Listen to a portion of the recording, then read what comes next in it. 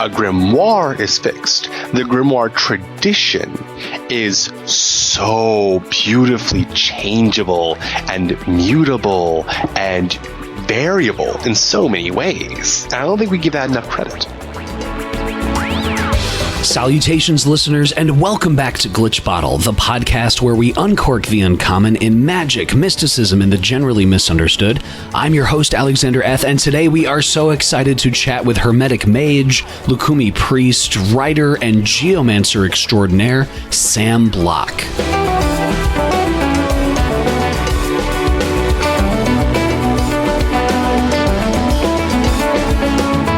Strap in, listeners, get your coffee or other beverages that you use to imbibe because you're going to love this chat. Because in addition to all this, Sam also runs the popular esoteric blog, The Digital Ambler, which he started in 2010. And shortly thereafter, Sam began to write about life and practice as a ceremonial magician in the Western Hermetic tradition. And The Digital Ambler includes very informative, witty, and in-depth blog posts that encapsulate a menagerie of occult and esoteric topics. If you look at the blog, you'll see posts that cover geomancy and astrology, divination, Renaissance European ceremonial magic, Alexandrian, Egyptian, and Empire period Judean proto-Hermetic material, and even the occasional Lukumi or Orisha discussion, and so many more topics. I personally came across Sam's work when I was reading Richard Kickheffer's Forbidden Rites book about CLM 849, a necromancer's handbook of the 15th century, which has so many similarities to the Heptameron and other texts, but only select bits were translated by Kickheffer. That's when someone recommended I check out Sam's blog, The Digital Ambler, where I found out that Sam translated more sections of the Munich manual with planetary conjurations and other sections translated in English. And it was such a pleasure chatting with Sam. And if you support Glitch Bottle on Patreon, which to my patrons, thank you so much for your support, you can also hear exclusive bonus content with Sam going in depth into St. Cyprian and other topics. But in this episode that you're about to hear, Sam shares about the connection between magic and technology. He takes us through the basics of geomancy and also shares about how the tarot and geomancy are similar and yet almost the complete opposite in terms of revealing information to someone. And if life is a river, how does ceremonial magic equip one to achieve their goals versus divination and navigate that river? Sam also talks about devotional practices and the ability to harness your willpower and so much more. And now to help us uncork the uncommon, I give you Sam Block.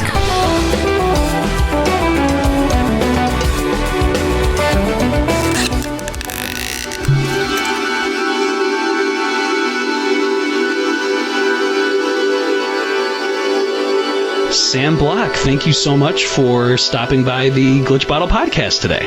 It's wonderful to be here, Mr. F. Wonderful. Can you just kind of share a little bit about your background and just like how did you first get interested in, even before blog posting and even practice, how did you get interested into the esoteric and the occult? What was the genesis of this for Sam Block?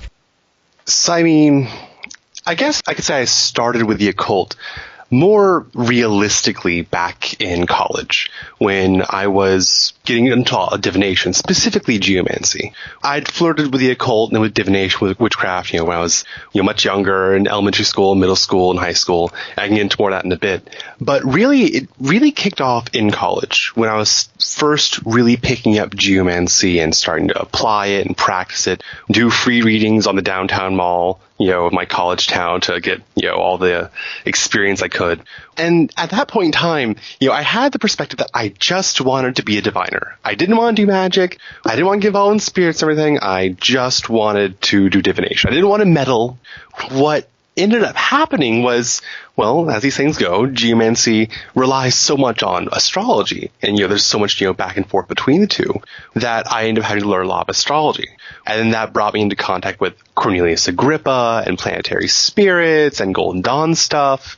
And after a while, it got to the point where, I had my foot in the door. And when the door is open, things are going to come through either which way. And you can't close the door when your foot's already in it. And I didn't want to take my foot out of the door, so I just threw the door wide open and just said, okay, let's go. come on. You kind of, Sam, if I'm hearing it right, kind of intuitively just knew that even though there was this constellation of different possible paths or things to study, you just kind of knew that this is what you were kind of meant to do or meant to practice and learn about and write about? You could say that, yeah. I wouldn't say writing about it, but doing it at least, yeah. And doing it is more like a matter of necessity for me at that point, because if I was going to get involved in spiritual forces one way or another, I mean, I may as well get ready, because whether or not I want to happen, they're going to happen. So I may as well just get ready and have fun in the process. And that's what I've been doing since. The writing thing was honestly not my intention. I never set out to become a blogger. For years, like starting in like 4th grade up until my 2nd year of college, I kept a daily journal. Sometimes I kept writing it like between classes, several times a day, whenever I had a free moment. I just kept writing to myself. But I never actually expected to like write publicly, to have a blog. That was kind of incidental almost. And, well, God, here I am now 9 years later, having written more words than are the entire Harry Potter series. I think listeners would be really interested to, if you can take us back to that point, Sam, what was the first blog post that you actually did in 2011, around 2011? What was the very first topic, post, esoteric thing that you explored? So while I didn't start writing about magic until 2011, when I started, studying under Frater Rufus Opus, the Digital Ambler is actually older than that. I started the Digital Ambler in February 2010. When I was still in college, like my last semester. And at that point in time, I was doing divination, geomancy, so forth. But the Digital Ambler started originally as a tributary blog to the modern deity Hataring. Hataring is a recent chaos magician invention, basically the god of the internet, the Great Worm. And since I was graduating college with a degree in computer science and, was really into like the spirituality of computers, as well as like dealing with a lot of back end stuff, I was really invested in, applying the spiritual dimension of computers as an entity into itself. And I did a little bit with that, but it really kind of just fizzled out, and Digital Ambler kind of just lay dormant for about a year or so. And it wasn't until I started doing magic and learning magic under Rufus Opus that I realized this is probably a thing to write about. Maybe if only like to keep myself in track, to like make a running list of notes like online where I can access anywhere, maybe share with other people, because this is also during like one of the big occult blogosphere moments, 2011, when like everyone and their mother was blogging about magic. And so many blogs have since just been disbanded or discontinued or just lost, which is a shame. But I decided to keep a blog at that point because, join in on the fun. Rufus Opus was doing it. Jason Miller was doing it. This, that, and the other was doing that.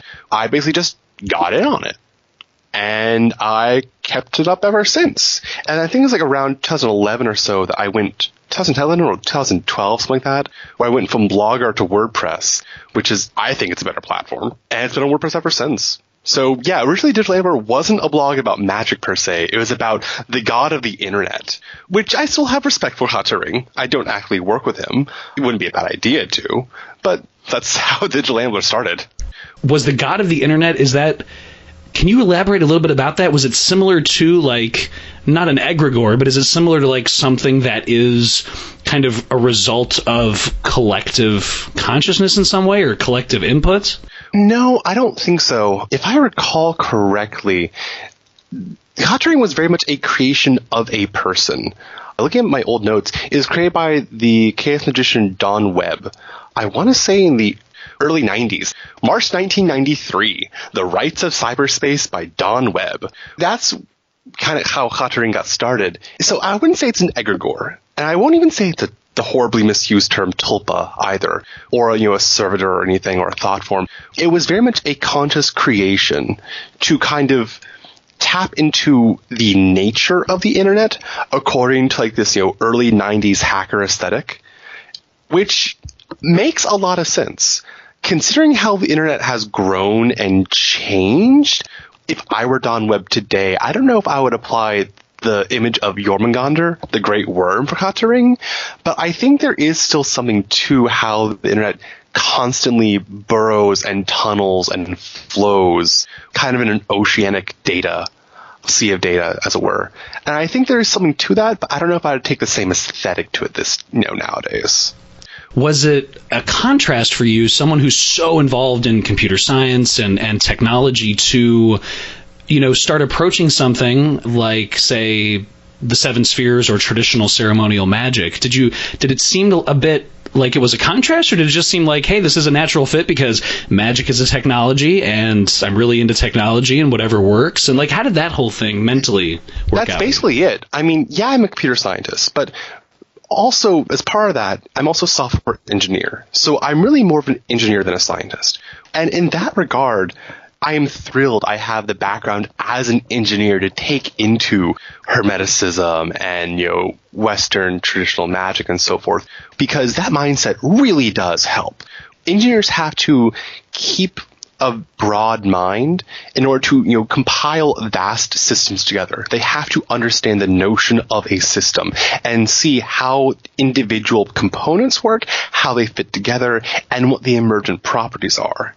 And the Western cosmology used in Hermeticism and Neoplatonism is so intricate and so detailed that it really is a vast system of systems. So bringing an engineer's mindset is really valuable, I think. And so I wouldn't say it was a shift or a change to go from purely information systems to purely spiritual systems, because so many of the concepts could be used both ways. And I'll also note that I know so many computer scientists, computer engineers, software engineers who are also magicians in one way, shape, or another. There's something to the mindset. There's absolutely something to the mindset.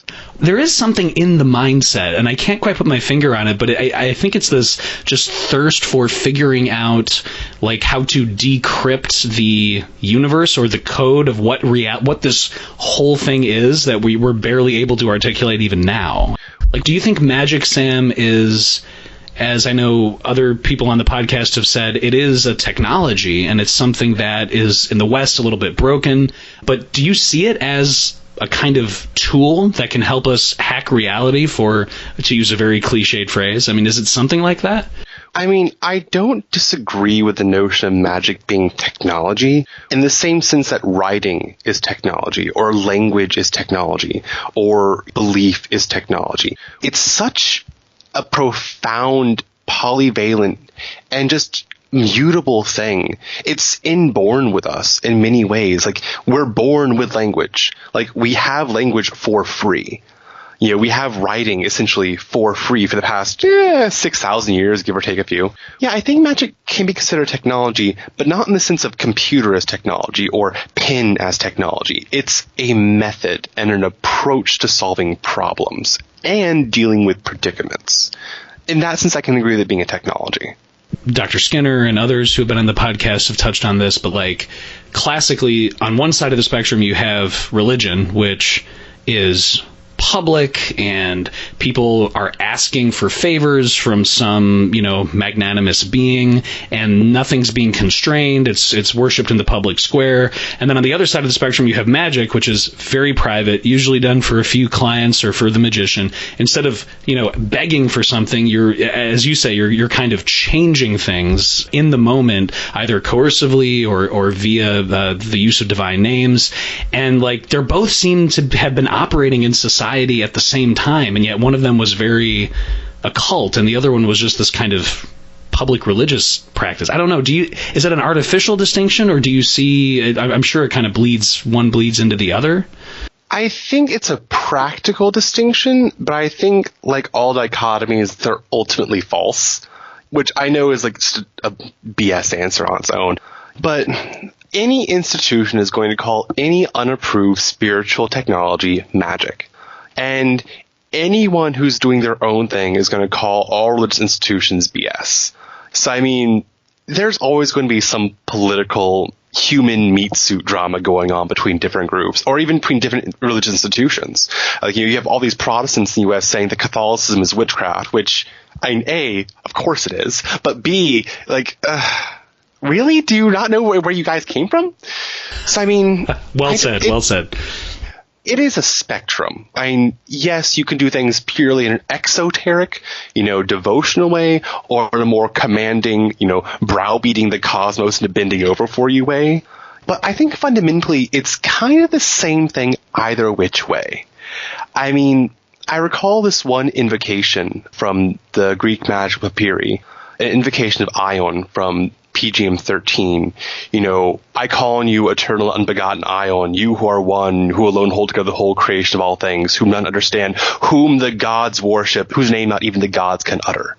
So, even if you take on the role of a god yourself to browbeat other beings doing things for you, you're still just a god who has to, bow to a higher god, a higher divinity.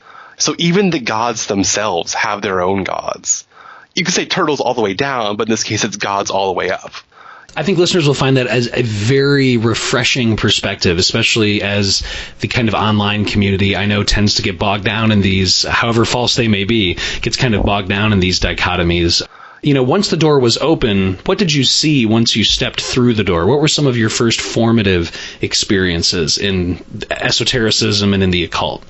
I guess you could say my first experiences were earlier on, but it wasn't anything spooky. I can recall even back in elementary school, I was always hanging out, checking out the books on out-of-body experiences or, ghost stories, that kind of stuff. And I kind of kept that up into high school. Now, for backstory, I am the youngest of 3 children. So to give a brief outline of my family, which is weird in every sort of way, my father is the most normal and boring of us all. Loosely Jewish, emphasis on the ish. My mom was raised like some Southern Protestant Christian, but never really partook in it. And she believes that aliens put us here on the planet anyway and built all the pyramids. Bless my mom's heart. My sister, the oldest of us, she's 10 years my senior, and by the time I was born, she was already doing tarot and astrology. And to this day, she's brilliant in astrology. She is a absolute master at tarot. She used to work for Miss Cleo. Now she is a pole dancer, cam girl, stripper, role player, chaos magician, Tibetan Buddhist, tarot reader, human designer. Wow, talk about a Renaissance woman right there. And then there's me, the most conventionally successful, gay, federally employed software engineer, slave religion priest, ceremonial magician. And then there's my brother, the middle child. And they say that the middle child's the rebel. Well, what could be more rebellious in this context than growing up to be a staunchly conservative, Orthodox Jewish college professor married with, I think, 4 or 5 kids, originally wanted 16, but how he got to be, Orthodox Jewish is its own story. And he doesn't like me to talk about these publicly that much, but back in, his formative years, he was absolutely, into neo-paganism and whatnot. So he was off with his pagan friends, out in the woods and, hugging trees, and, he worked at the local New Age store and occasionally stole things from it, as you do. So when he went to college, he left all that stuff behind.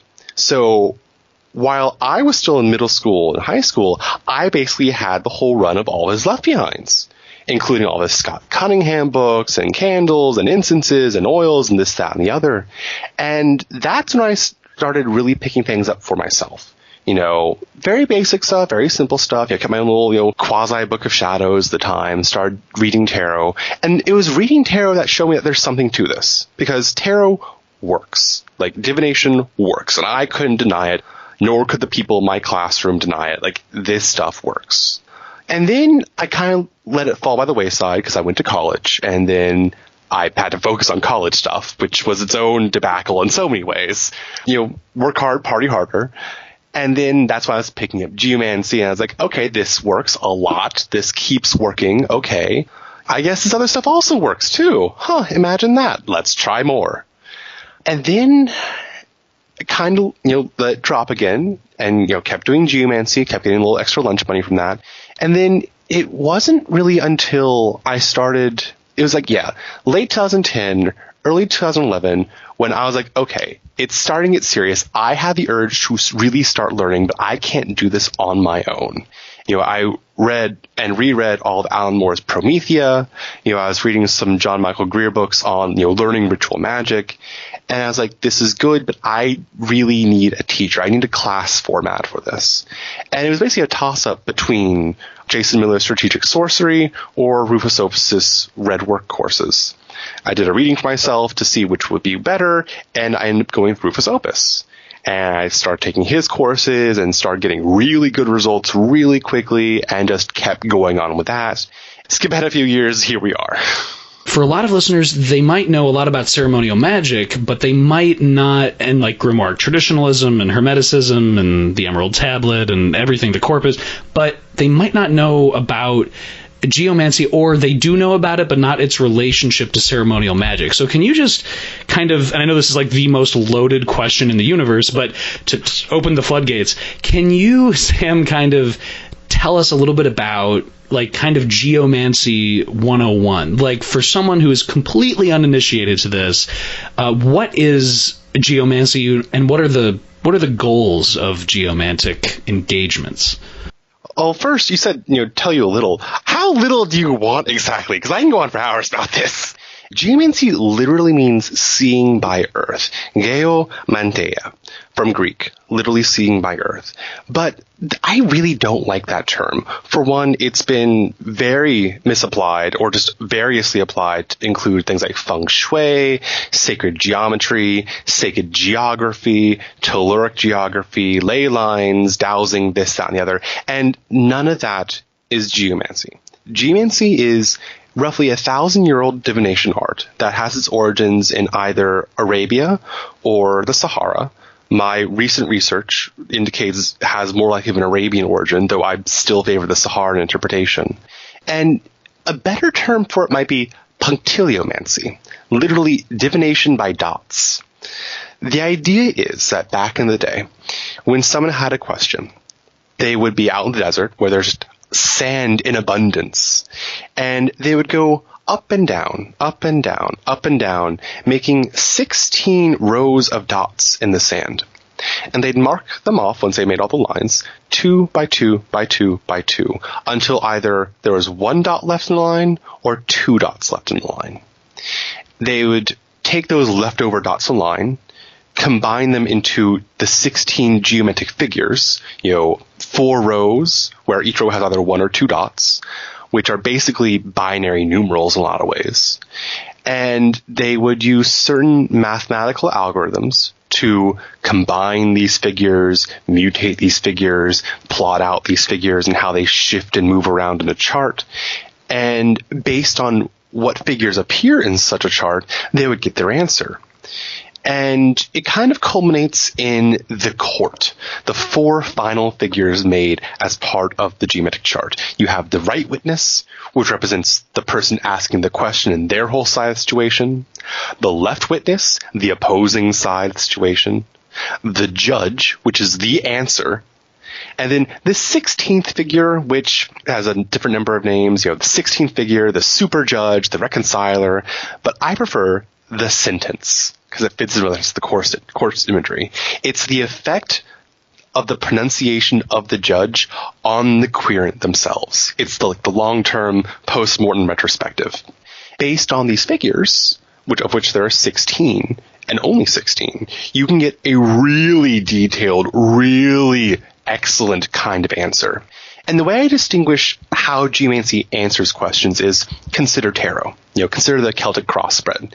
You have these 10 different cards laid out of you that all kind of give you different aspects or details of the situation. And based on those details, you have to synthesize them all together to come up with a judgment, an answer. Geomancy is just the reverse. It will give you the answer up front. That's what the judge is for. The judge answers the question. That's it. And if you're insightful enough, you don't need to do anything else but look at that one figure. But you can get as many details as you want. The deeper you dig, the more you'll get out of it. So Geomancy works really well for however much detail you want, so long as you actually want an answer. And that's on the querent's job. How long does it take in terms of what information does the person need to bring to you or to a geomancer, and what kind of process happens? Is it still, as you mentioned, the exact same process with the dots and kind of, taking what's left over as it was thousands of years ago, or has it kind of changed a little bit? Can you kind of delineate that? There's no real geomantic ritual per se. It's 1,000-year-old art. It's in practice all across the Sahara, all across the Middle East, as far east as India, as far west as Morocco, as far south as Madagascar, and as far north as Finland. Like, it literally covered pretty much the entire Western and Middle Eastern Old World. And it was second only to astrology. Consider that. It was more popular in its heyday than Ouija boards and tarot cards are today. It was that widespreadly popular. It only kind of fell by the wayside, starting with basically the late Renaissance, early industrial, early Enlightenment eras, when all sorts of occult stuff was kind of getting shelved and, swept under the rug and, locked up in dusty libraries. But the way geomancy works as far as divination system is that it lends itself very well to mechanical rules. If A, then B. If this figure appears here, with this figure appearing next to it, interpret it this way. And because of the binary structure of the figures and the mathematical component of making the charts and a lot of the rule-based systems of the divination system that geomancy is, that really appealed to me as a computer scientist. But it also kind of led to its downfall because so many of these rules became so numerous and so codified and were just learned by rote that it reduced this really deep and powerful, insightful and intuitive art that just had a lot of rules to help you out along the way into just a system of if this, then that rules. And it kind of kept getting more degraded and more degraded and more degraded until it basically turned into no more than a parlor game. Like, think Magic 8-Ball. That's basically what it became. So enter the Golden Dawn. In the 1800s when the Golden Dawn was getting founded, they had cultural knowledge that geomancy was huge. But they didn't have all the really good resources that were just lost or dusty or just not translated from Latin, Greek, and Arabic. But they had the later produced English works on geomancy, which worked.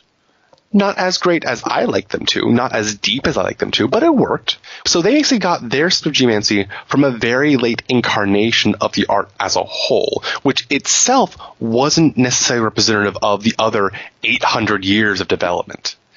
So a lot of people nowadays, especially, from a decade or so ago, their only knowledge of geomancy was what the Golden Dawn and what Thelema taught. And that's a shame because they had their own way of using geomancy that was based on very limited sources that they tried to extrapolate and then didn't really keep up with all that much. I think that's just a shame. But that kind of goes back to ritual magic. Geomancy doesn't really have rituals per se. You can use rituals if you want. There's nothing stopping you. Nowadays, I've gotten the practice of saying a few prayers before and after the divination. But that's just me. I have, for years, for going on 10 years or so, I didn't do anything before or after, and I got great results all the same. As for making the figures themselves, traditionally it was done by making rows of dots, whether using a stick in sand or pen and paper or a stylus on a wax tablet. The process was essentially the same. You can still do that, and I recommend anyone and everyone who's just getting started in the art to use that stick and surface method. But because that method can be slow and because it can be messy, there are other ways you can use to make the geometric figures. Anything that produces a binary result can be used for geomancy. Flipping a coin, heads or tails. Drawing a card from a poker deck, red or black or odd and even. You could throw some dice, odd or even. You could pluck up 16 potatoes from a field and count how many eyes are in each potato, odd or even. So anything that produces a binary result can be used for geomancy. And in that sense, geomancy isn't about the tools. It's about the algorithm after you use the tools. Is there any relationship between geomancy and ritual magic? The best answer I give is not necessarily. It's kind of like asking whether astrology has any connections to ritual magic. I mean, yes, if you want them. Yes, if you feel like you need them. Yes, if you have a way of putting them to use. Sure. The thing, however, about geomancy is that all throughout its European development, it really wasn't used for magic all that much. Yes, there are these notions of geomantic sigils, where you basically take these geomantic figures and play connect the dots. That's basically all they are.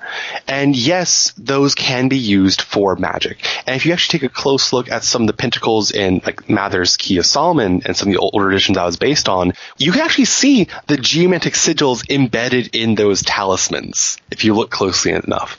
Peterson actually mentions this on Esoteric Archive, where he actually says, note these figures that, these are the sigils of such and such geomantic figures. But largely, geomancy wasn't really involved in magic. It wasn't really until John Hayden wrote in the 1700s, English geomancer who, personally, I can't stand reading him because he's just so goddamn loquacious and pompous. But my good colleague, Dr. Hal Cummins, he adores Hayden, and I won't say necessarily adores, but he has the stomach to actually sit down and read the man. So props to Al. But it wasn't really until him where he really started getting, the planetary spirits, Zazel, Bartzabel, Yophiel, Ketamel, and so forth, really involved in the geomantic figures. I haven't found any evidence that it really preceded Hayden. So I'm inclined to think he basically kind of innovated that, although I'm hesitant to say he innovated anything he wrote, so who knows. But geomancy historically, at least in the West, doesn't really have a strong magical component to it. You can use it if you know what you're doing. And largely, when it was used for magic, it was basically used as synonyms or replacements for planetary symbols. Because the geometric figures have connections with the planets. Roughly speaking, each of the 7 planets has 2 figures assigned to it. So the planet Jupiter has the 2 figures Acquisitio and Laetitia, or in English, gain and joy, which are both very jovial concepts. Saturn has the figures Carker and Tristitia, prison and sorrow, very Saturnine conceptions, and so forth. So these figures can be seen as merely planetary entities or elemental entities, because they all have their own elemental correspondences and structures. They can be used as zodiacal entities, although there's a lot of variation in that. So you can use geomancy for ritual magic. It's not necessary. It's still kind of nascent in its own way. Since there's not a lot written out there, there's not a lot of people actively working on developing geomantic magic, with 3 people that I have in mind. There's the good Balthazar Black, of Balthazar's Conjure. He's doing a lot of good hoodoo-style and Solomonic style geomantic magic. There's Al Cummins, who is brilliant in how he's developing his own geomantic magic systems, involving heavily use of the planetary spirits and working with powders, herbs, crystals, rocks, candles, this, that, and the other. It's brilliant. And then there's myself, where I've developed, geomantic gestures and salutes and chants and intonations and prayers. And I've, innovated things in my own way according to how I tend to work. And that's kind of where my own system is coming up in development, and that's kind of where my prayers came around, which again is a fairly recent thing. So there's no real connection with geomantic magic and ritual magic, but if you know what you're doing, you can absolutely apply it. It's not that hard to apply it either. It's just not that historically well attested. Arabic geomancy is another thing entirely. They have their own thing, and I don't know much about it, unfortunately, because it's all in Arabic. I don't speak Arabic. But they absolutely have their own very well-developed system of geomantic magic, unfortunately, that we just don't know about. A lot of people think of the tarot and geomancy is I really want this job. I'm going to have a query right now in terms of will I get this job via geomantic, operations or astrological readings or tarot, whereas ceremonial magic is forget about what's going to happen.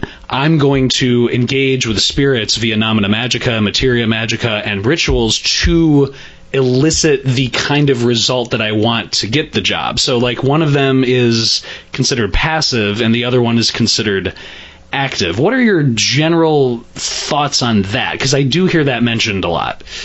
I think that's BS, honestly. In my opinion, any competent magician should always do a divination reading first before they do any magical operation to determine whether they can do something. Because for all the power that we have as incarnate sparks of divinity, we're still just humans. We're still just walking bags of meat and shit.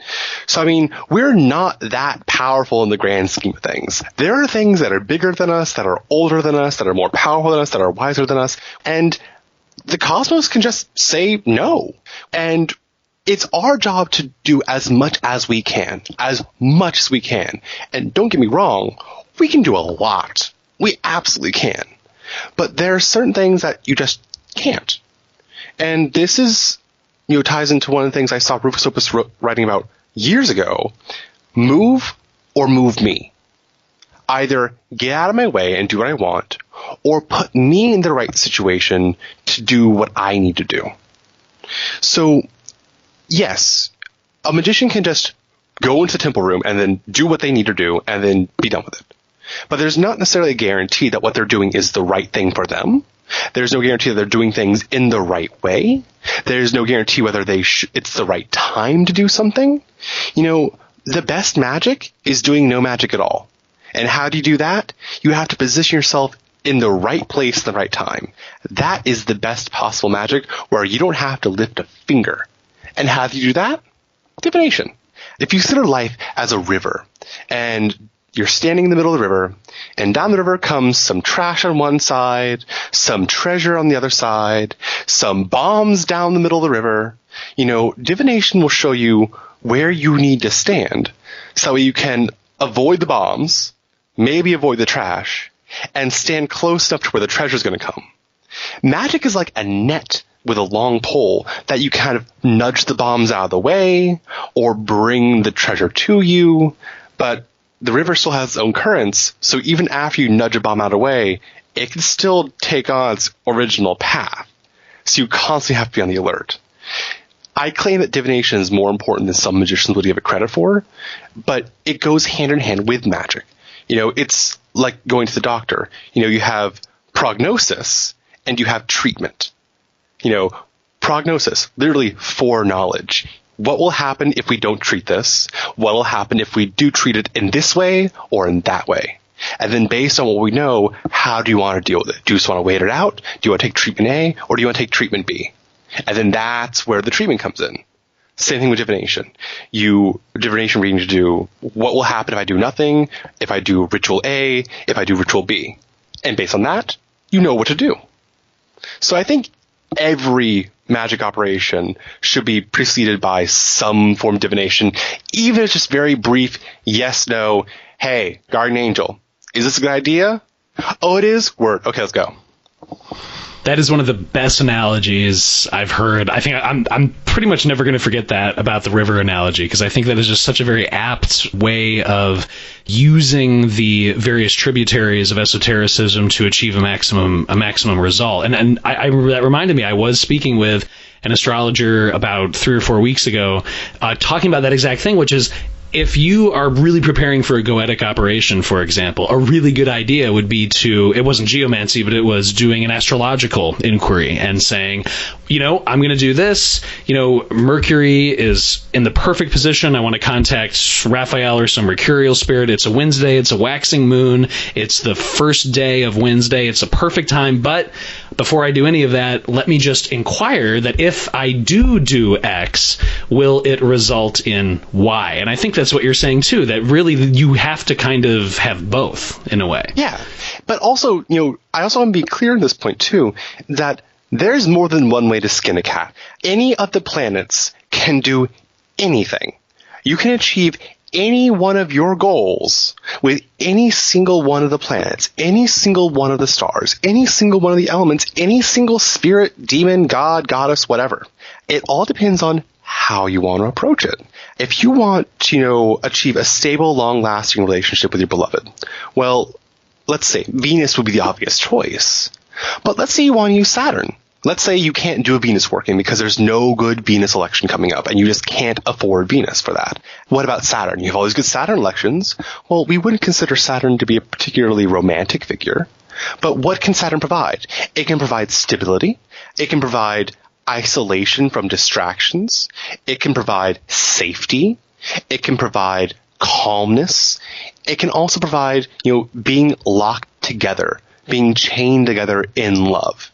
So you can absolutely do wonderful relationship magic with Saturn, or with Mars, or with the moon. It doesn't just have to be Venus. You might think of Venus being the natural one, and you'd be right. But there's more than one way to skin a cat. No matter what time it is, no matter what fortune or infortune is prevailing, you can always do magic. It just might not be the magic you expect. Does that even get even more intricate or more complicated? I'm thinking of the hygromantia, for example, where for every day and hour of the week, there's an attendant angel, there's an attendant chthonic entity, and then if you layer, say, a geomantic operation on top of that, I mean, it sounds like effectively it's kind of like looking into a kaleidoscope. I mean, there's just a million different patterns that could fall, Absolutely, yes. I love the hygromantia system because it's so intricate. I would even say it's over-engineered and over-specified. I love it for that reason. But at the same time, just because it's a particularly good time to do something doesn't mean you can't do other things. Just because it's a good time to do one thing doesn't mean you can't do something else. I mean, consider, my main two systems I work nowadays are basically Hermetic magic on the one hand and Lukumi, Santeria, Afro-Cuban Orisha worship on the other. And I like having these two drastically separate systems because if I want to approach something in an astrological way, I'll use my Hermetic stuff. But Orisha religion has no astrological component to it whatsoever. Elewa will open up the ways no matter whether it's Wednesday or Wednesday night or Saturday, he will open the ways. So long as I give him his rum and candy and cigar, it's fine. If I can't do something in one system, there's more than one way to skin a cat. There are other tools in that system, and there's other systems entirely. You can use an overarching framework to piece them all together if you want to, but it's also nice to have that separation where it's just truly not reliant, where you might be bound in one system, but not in another. And I think that's valuable for many magicians. It's good to specialize in something, but it's also good to have different specializations in case you need them. It's really great to embrace, say, the grimoiric traditionalism kind of path, where you pick something and you follow it, you kind of tune out all the noise and you focus on one thing, but the end result of that should be, hopefully, for the magician, whoever they are, to develop their own kind of individual system that might be a synthesis of various tributaries that has this kind of overarching theme, or it might use some kind of grimoire framework, but it's the result of a very, very idiosyncratic kind of way of them as an individual practicing. Would that be somewhat fair? I don't disagree with that. I'm increasingly a stickler for tradition and lineage. So I appreciate having old things. I learned this religion from my godfather, who learned it from his godmother, who learned it from her godmother, who learned it from her godfather, all the way back to Africa. I like that. And I knew there's this continuity that I appreciate, where certain things just work and they're kept around because they work. Same thing with the grimoires. It's not so much you have a teacher, but you have 100 teachers all on a single page. Thank you, Jesse Hathaway, for that different little notion there. I love how he phrased that. With the grimoire stuff, I don't disagree with that. It is good to be familiar with grimoire practices, and not necessarily just one grimoire either, but to be familiar with the grimoire tradition as a whole. Pick a couple as your favorites, as your go-tos, sure, and developing your own idiosyncratic tradition, your own way of working. Yeah, that essentially tends to what we do anyway, because grimoires are finite things. They only have so many pages, and they only have so many procedures. And there are times when you have a problem for which no procedure exists. So you can either throw up your hands and just say, well, guess I'm fucked. Or you could say, well, I know I have these procedures, and I know I've used X, Y, and Z in the past for similar problems, but I have a different problem, so I take X and make it A, Y and make it B, and Z I can just forget entirely. Well, I can use the same procedure, use A and B, twist that dude out there, and that will work too. So in that sense, you're not doing by-the-book grimoire magic because there's nothing in the book. What are you going to do then? do what you do. To that very point, Sam, how does that factor into things that many of the Grimoires say, which is, and we could even look at the Book of Abramelin, for example. I know you referenced like the Holy Guardian Angel earlier, where like Book 4 of Abramelin is all the magical squares. But, but Book 3 says, the author, right, said, you do not need Book 4 because once you make contact with your HGA, your Holy Guardian Angel, they will be the ones to teach you the actual magic. Like, these might be my squares, these might be the things that are in Book 4, but you will not need this because everything you need to know, you will learn from the contact with your HGA. Does that kind of factor into kind of the thread that you were... Absolutely. Absolutely, yes. Not to say in those terms always, but that's essentially from what I understand also the Golden Dawn approach to this too. You have different grades of the Golden Dawn. Now granted, I'm not in the Golden Dawn. I've never been affiliated with any Golden Dawn chapter. But from what I know as an outsider, you have these different grades of the Golden Dawn. And, each grade is associated with a different, Sephira on the Tree of Life. And knowledge and conversation with the Holy Guardian Angel is associated with the Sephira Tifereth. Which makes sense. The Holy Guardian Angel is considered largely to be a solar entity. Okay, sure. But from what I've heard, and I hope I don't catch any flack for saying this, there are no formal grades past the sphere of Tifera. There are no formal grades. And why is that? Because, while you could be recognized as belonging to a certain grade that corresponds with Gebura or Chesed or whatever, it's really the fact that you don't have a teacher. There's no one who can initiate you higher besides your Holy Guardian Angel. And why is that? Because the Holy Guardian Angel is intrinsically tied up with the notion of true will, which is nothing more than your divine purpose. One of my old colleagues, Sam Lamb, once described the Holy Guardian Angel as the divine sock puppet. You have God, infinite, glorious God, whom we as finite human beings, we just can't approach. It's like trying to charge your cell phone directly from the sun. You can't do it. Like, you could throw your phone to the sun, and if you somehow get to reach the sun, it'll just get burnt up. So how does the sun charge your phone? Well, we receive, light from the sun, which becomes energy one way or another through either billions of years becoming fossil fuels or through solar panels, which then turns into, hydroelectric or mechanical energy, which then gets put into power cables, which gets transformed, which puts the right voltage, puts it into the right outlet for your cable for your phone. Just so does the infinite will and light of God get throttled back and throttled back and throttled back until it becomes your Holy Guardian Angel, the divine sock puppet of God, just for you. And that way, when you have that connection with the Holy Guardian Angel, you have your direct connection to God. And what could be a better teacher?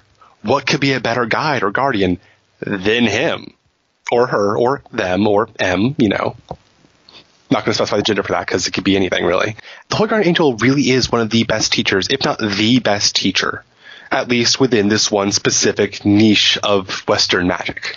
To that point, let's say you are approaching it, as you say, with this kind of geomantic focus, but as you mentioned, there's different tributaries. You have influence with exactly making contact with your HGA, you have ceremonial magic. Where does that kind of focus with the geomantic procedures, how does that relate to something like the Mansions of the Moon and talismanic operations? Because I know that, for example, as you mentioned, there's a lot of Arabic traditions. Obviously, when one thinks of talismanic Mansions of the Moon, very time-specific astral magic, one thinks of the kind of Arabic tradition. How does that relate to, as you mentioned, this very, very ancient system of geomancy? Is there any kind of relationship there? Absolutely. Like, there are several systems. Well, I can think of two in specific that associate the geometric figures with the Mansions of the Moon. There's one that kind of survived in disguise into Europe. And then there's one we can find from this wonderful 13th century geomantic calculator, as it were. Marion Smith and Emily Savage Smith talked about it in one of their papers. Actually, two of their papers. And it associates the figures with the Mansions of the Moon, sure. So yes, you could do geomantic magic with Mansions of the Moon, sure. But again, only if you want to. Like, there's nothing saying you have to. It's like having a toolbox, or rather several tool chests in your garage. You have your carpentry set, you have your plumbing set, you have your welding set. And if you have a simple project, just use a single tool from a single set. If you have a more complicated project, you may need to pull out several tools from the same set. If you're trying to build a house, you may need all of them. It depends on what you want to do, how much you want to do, whether you want to, outsource some of your work to other people, which is totally legit and fine. It depends. As you mentioned, with the two systems you're focused on, with kind of the Lukumi tradition, the Hermetic tradition, do you find that geomancy specifically is used by you in both of these systems? I mean, no. Okay. I'm glad I asked. The reason why I say that is Lukumi is its own thing. Centauri is its own thing with its own oracles that speak very well and can be other things outside the tradition in some contexts, sure, but I don't mix systems in that way. Lukumi is its own thing, and I keep it separate. I might bring in some ideas. I might consult with my Orisha on some of them, but it's its own thing. And I don't bring things out of Lukumi into other stuff, and I try to not bring other things into Lukumi. It's its own thing. And I'm still young in the religion too, so, I'm still learning plenty.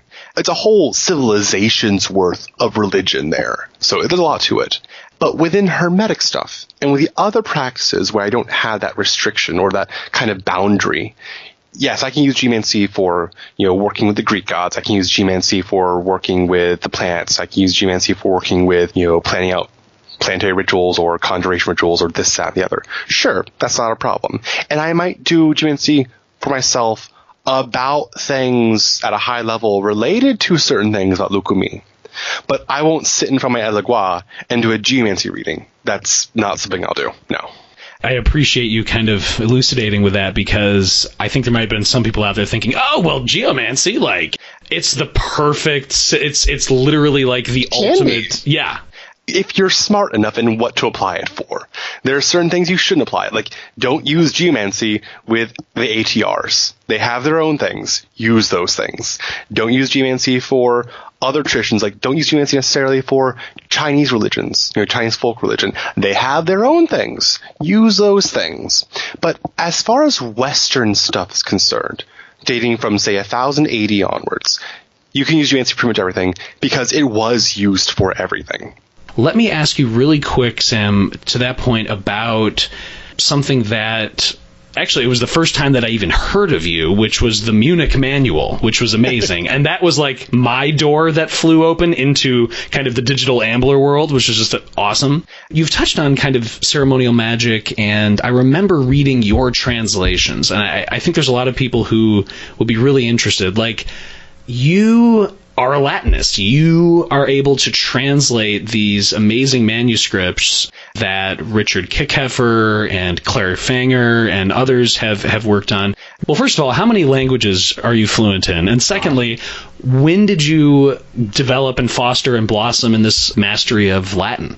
I will not say a master of Latin. God, no, far from it. I started taking Latin in middle school and high school. And I kept it up because I found it fascinating, much to the annoyance of my mother. Because she's like, why don't you take something useful? But Latin actually has been useful for me as, a scholar, as an occultist, because there's so much in Latin. Like, it's a useful language to know for us. But I won't say I'm particularly good at it. The thing about translating Latin is that you can conceive it as a puzzle with very floppy ends. If you know what certain endings mean, you can figure out what role words play in a sentence.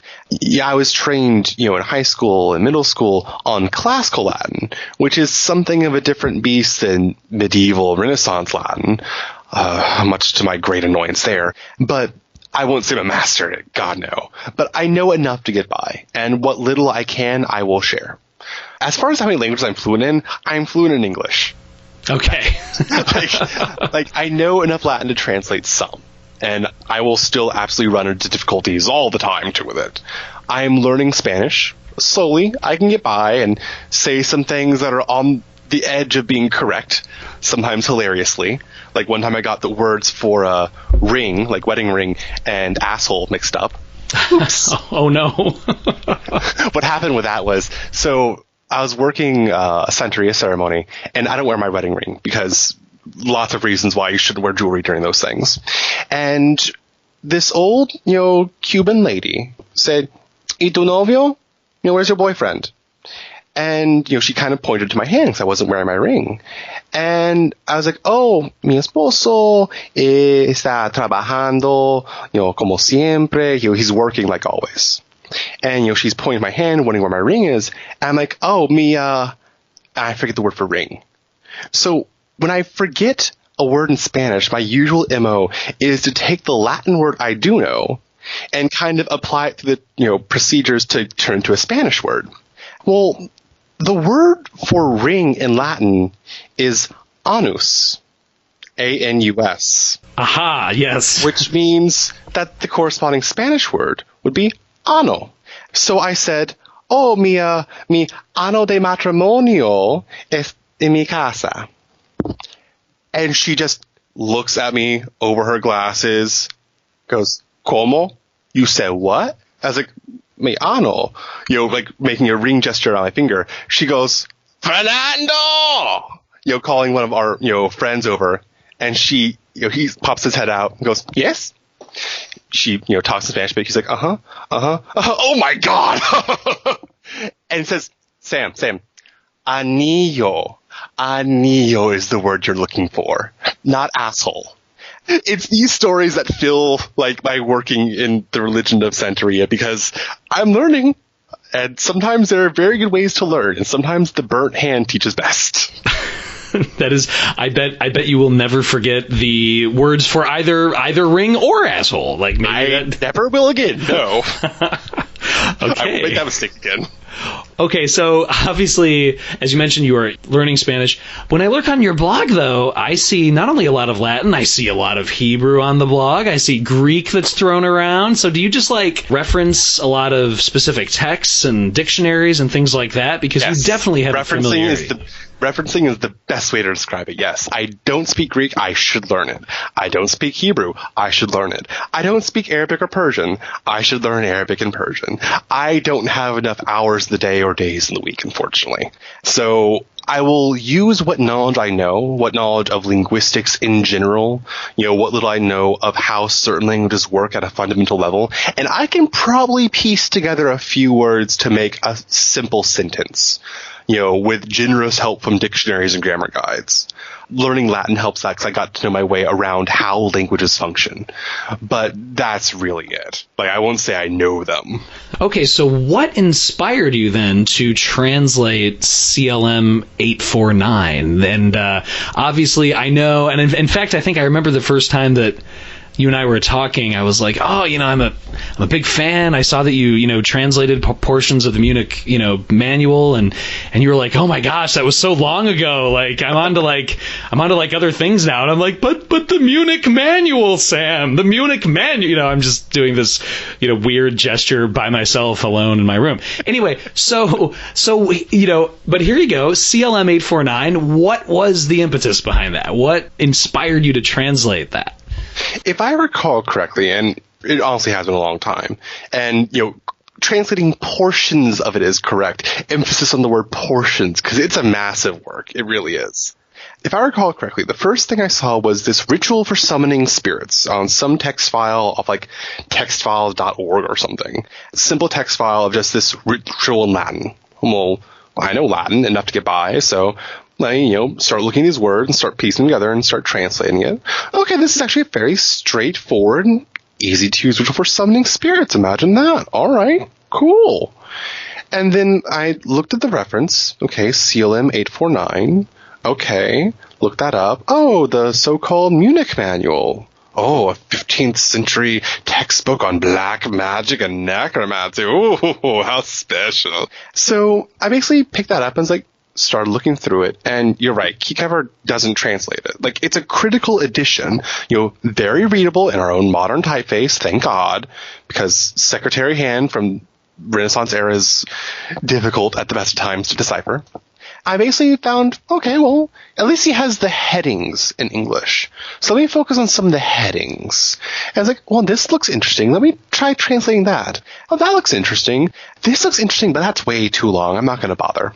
So that's kind of how I started translating a few of these things. And if nothing else, it kept some of my translation skills for Latin alive because I wasn't really doing anything else as far as this was going. If you don't use a skill for long enough, you'll forget it.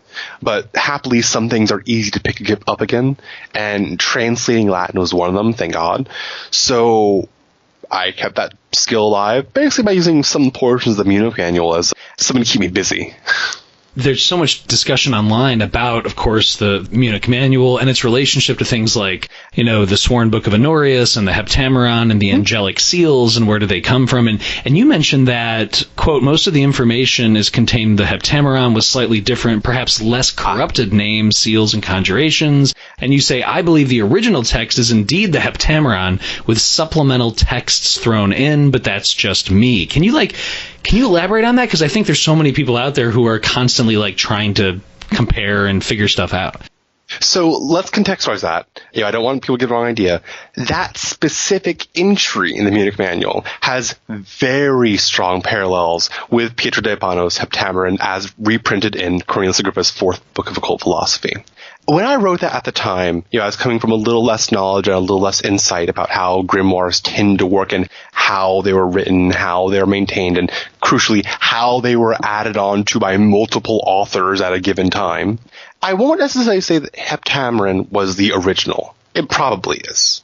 But it's also important to note that how many grimoires were there really written? Thousands across centuries across Europe. And just like how we all have our own little notebooks and running records of the rituals we all do, where do we get those rituals? Well, I got some of these rituals from Cornelius Agrippa. I got some of them from Esoteric Archives. I got some of them from John Michael Greer. Where did they get those rituals? Well, John Michael Greer got some of them from Golden Dawn. He got some of them from the ADF. He got some of them from that teacher over there. Where did Peterson get his rituals? He got some from this grimoire and this text and that text. So when Jesse Hathaway said that when you learn from a book, you don't just have a teacher, you have hundreds of teachers, he's not joking. When I have my own little book of spells and rituals, some of them I did come up with, yes. But the others were passed down from person to person to person to person, book to book to book to book, year to decade to century, until it reached me. And that process has fundamentally never changed. A lot of these grimoires are not original by any stretch of the imagination. Some parts are, but other parts were just taken from other texts, which themselves were taken from other texts, which themselves were taken from other texts. So consider some of the actual prayers used in the Heptameron. Well, we see similar versions of the Munich Manual in this one particular section, sure. And we see similar prayers, almost down to the individual words themselves and phrasings, used in the Key of Solomon, used in the Ars Almadel, used in other claviculae. You see these commonalities of things that were just repeated over and over and over between different texts. And that kind of shows this textual lineage of things. So if I were to write that article today, and maybe eventually when I'll rewrite and pretty it up some, I may not make so bold a claim as to say that it came from the Heptameron of Pietro da Urbano, as we know it from Agrippa, but they might have had the same origin, one of which was copied by hand into the Munich Manual, the other was printed under Pietro de Urbano's name in Agrippa.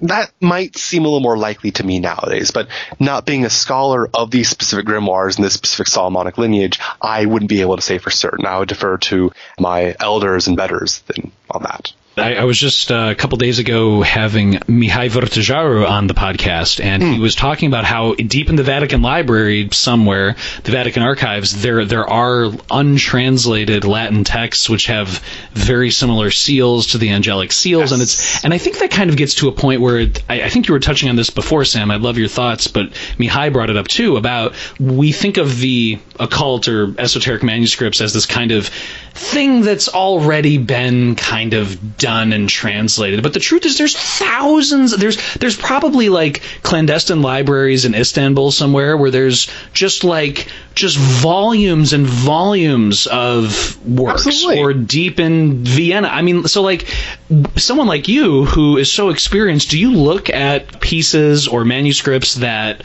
you might be like, oh my gosh, I wish there was a translation of that? Or do you kind of keep track of these things as new manuscripts surface? Or how does that all work for you?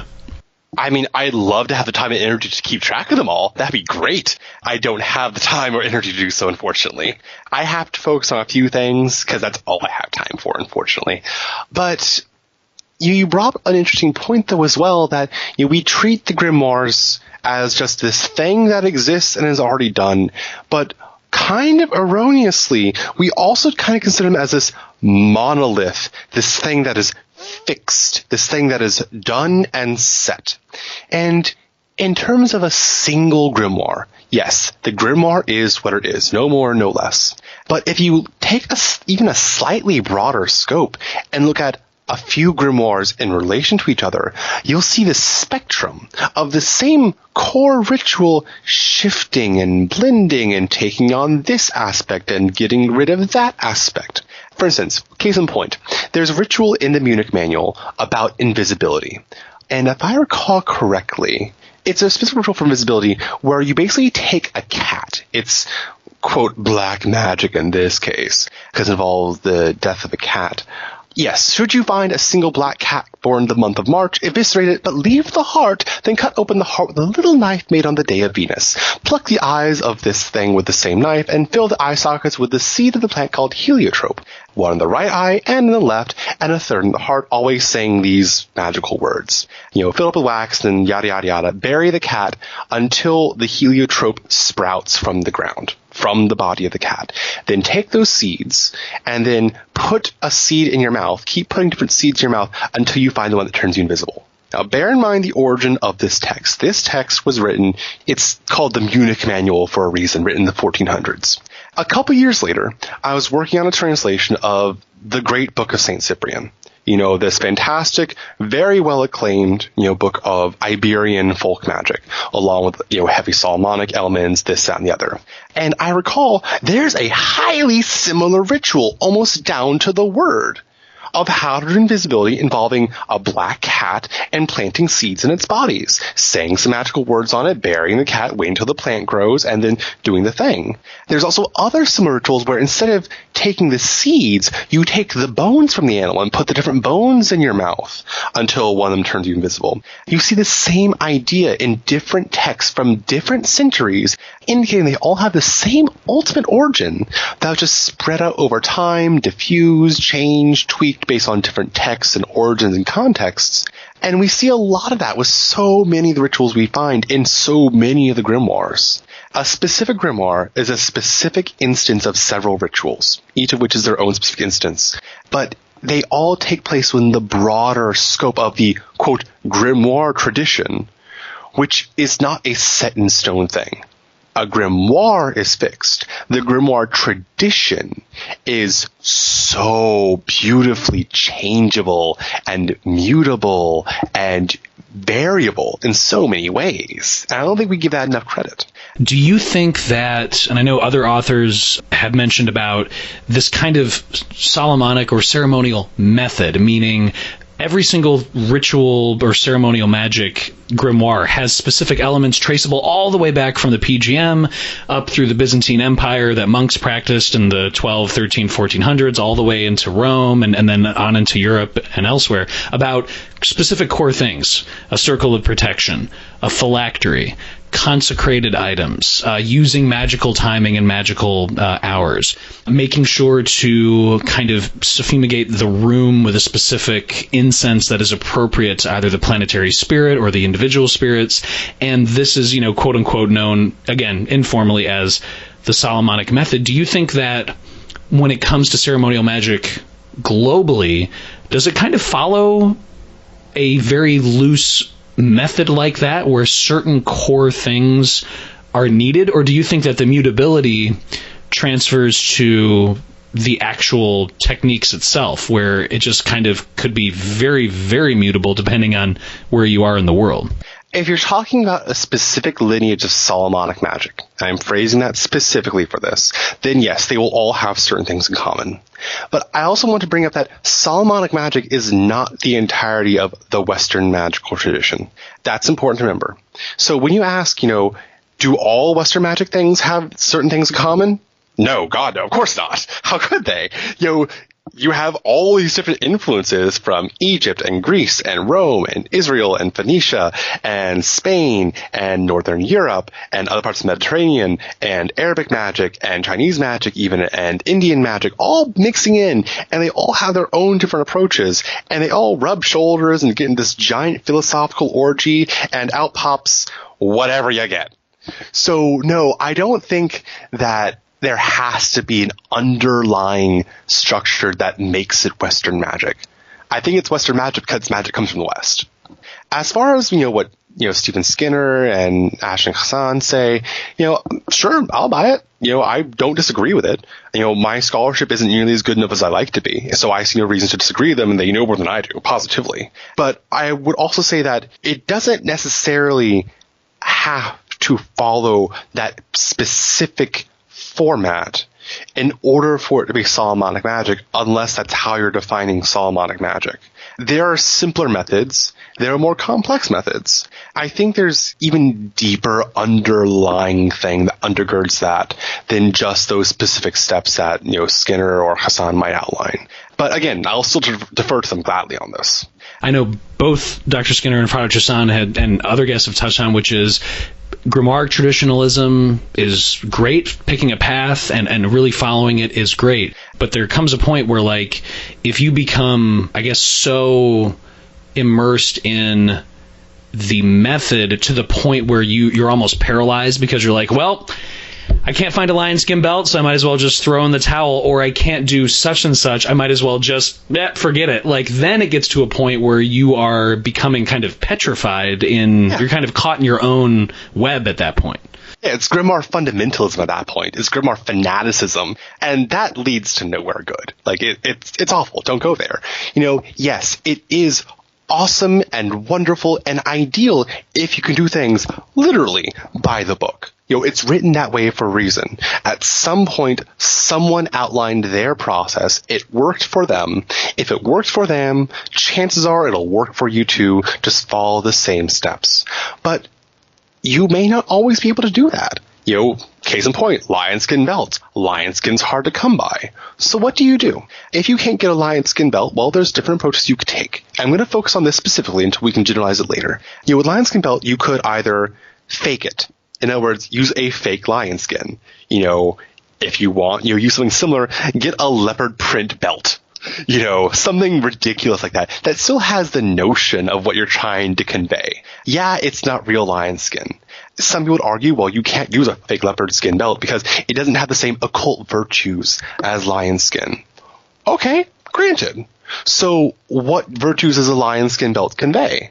Well, it's solar, it's dominant, it gives you an aura of commanding.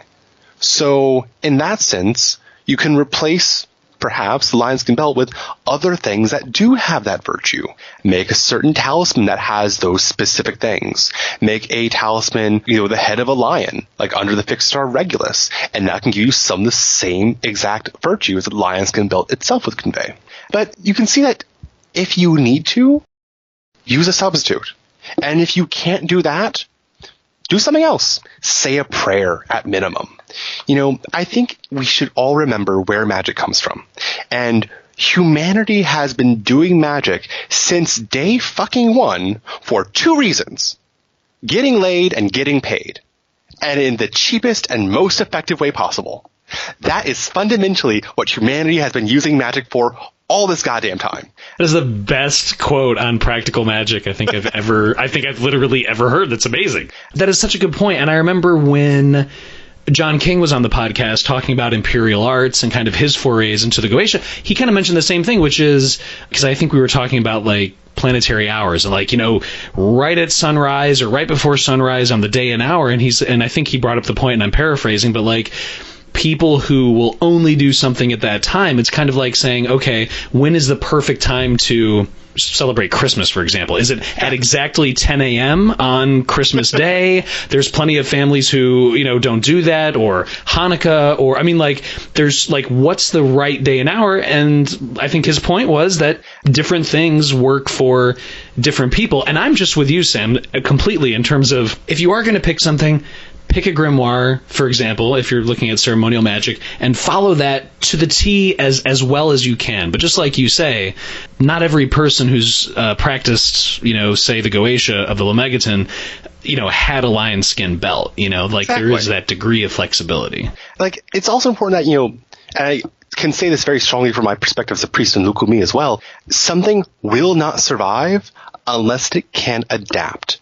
This especially applies to oral traditions, which have to survive in the flesh or be carried on. But the grimoire, if you have a grimoire and you can't do anything with it, then why would you bother having it? Why would you bother copying things into your own book? Why would you bother passing on to someone else? Why would you bother keeping it around if it's not useful to you?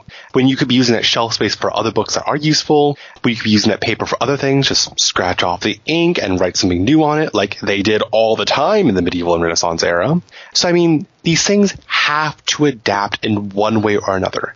If you have the means to do things as specified, do them as best you're able. And if you can't, and you still want to do the thing, adapt it as faithfully as you're able.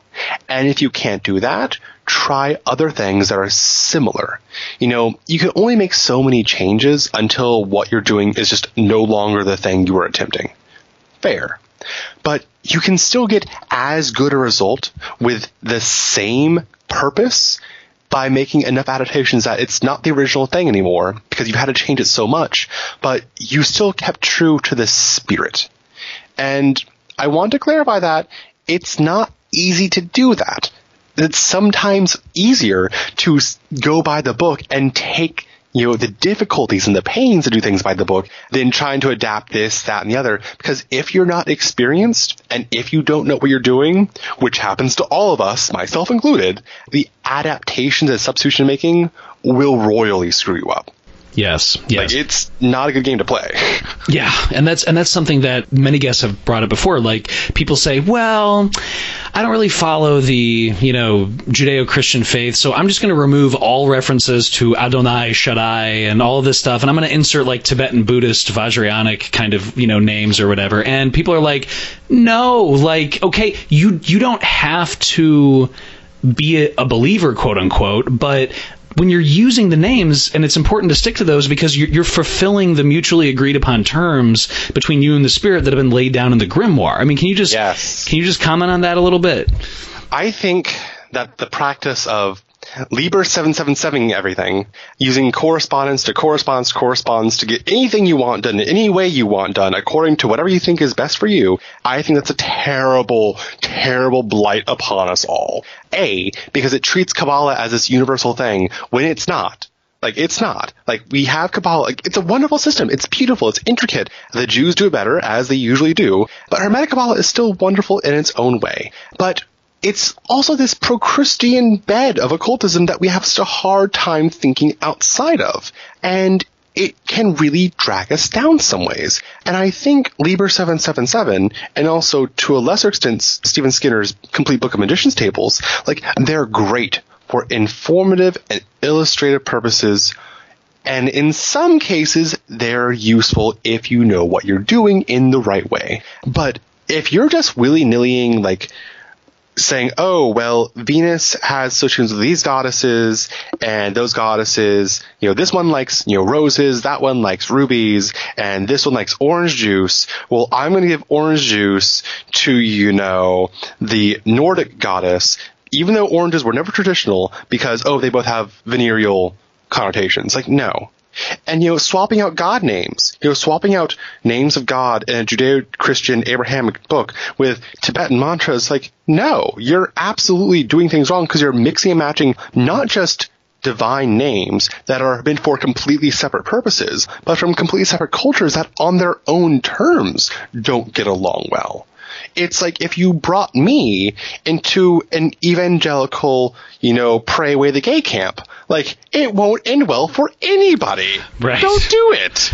I think that's really important for listeners to hear, because so many people might think, well, maybe I can kind of, fiddle with this a little bit. It's like, if you're going to do something, of course you can modify later, once, just like you say, once you know what you're doing and once you get a handle on things.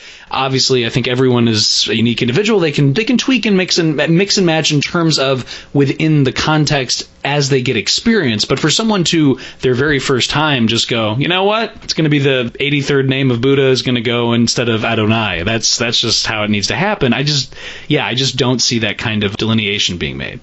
And also, now I'll grant that a lot of occultists I know do have a chip on their shoulder when it comes to Christianity. And I don't blame them one bit. I do not.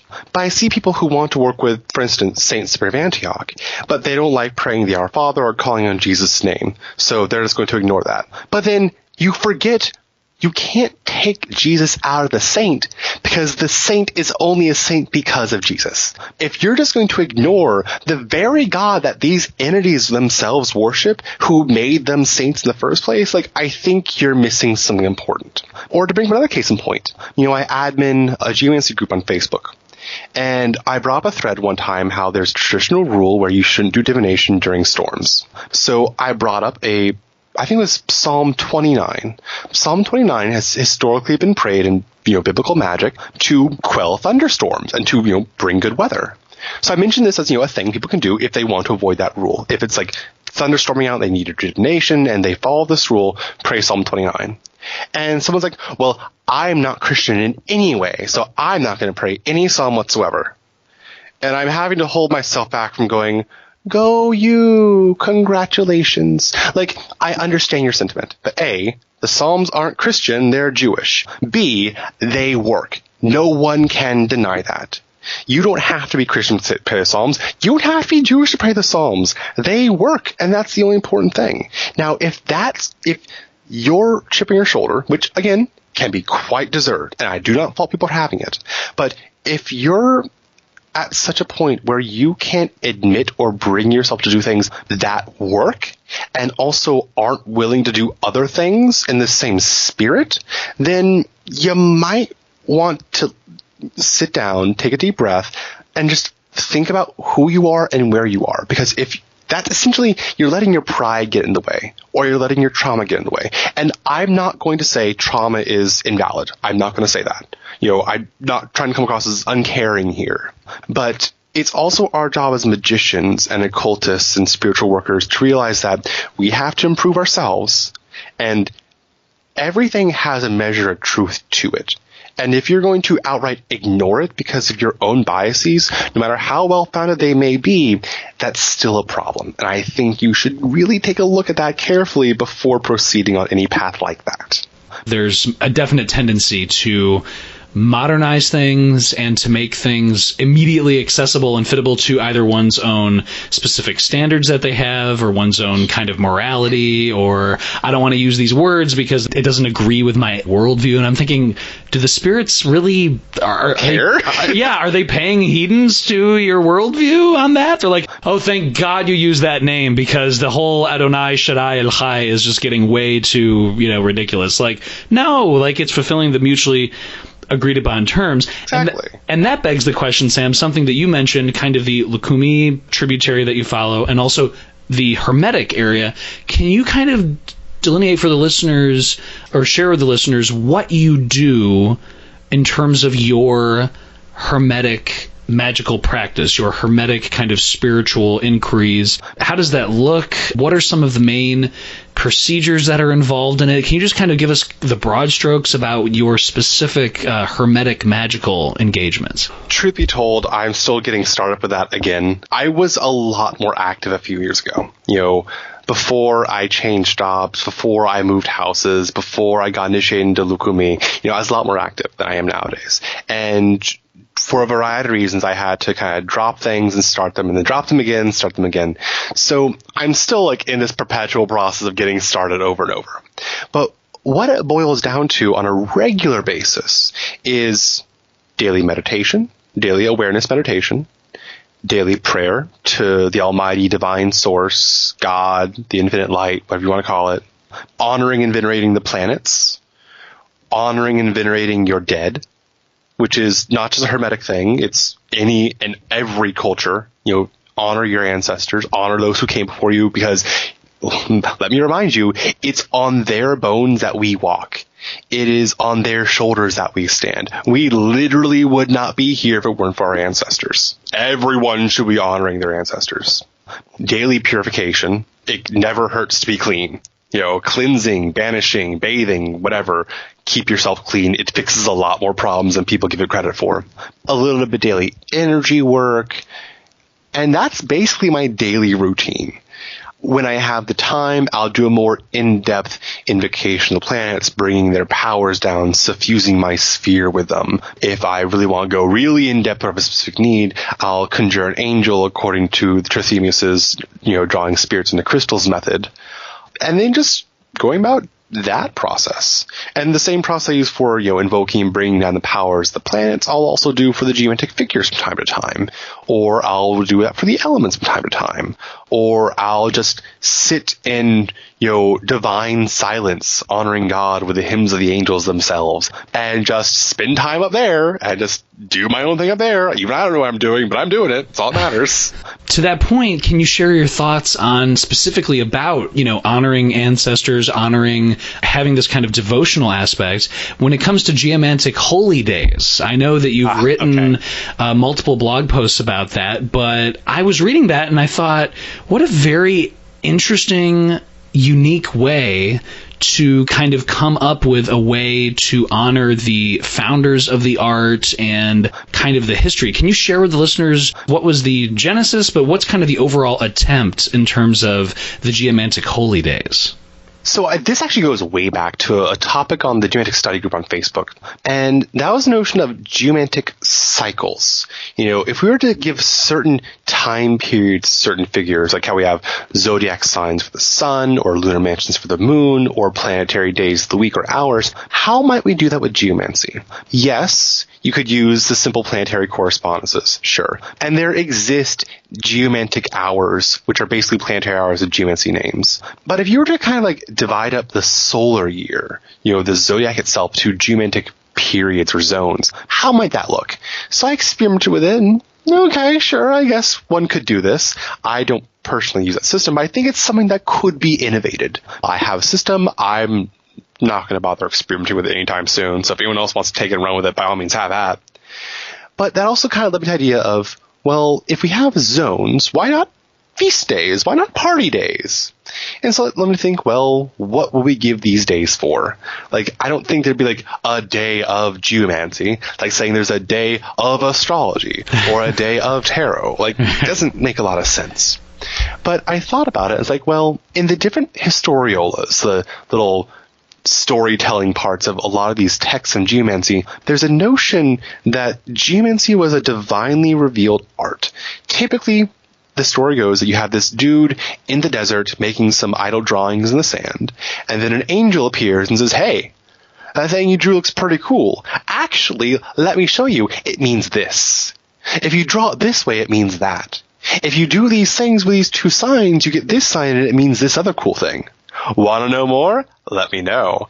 And so basically the angel taught this dude geomancy, and he could learn all the mysteries of the world and of God. And in general, there seem to be 4 different entities, 4 different, what I call the prophets or progenitors of geomancy. Adam, the first man.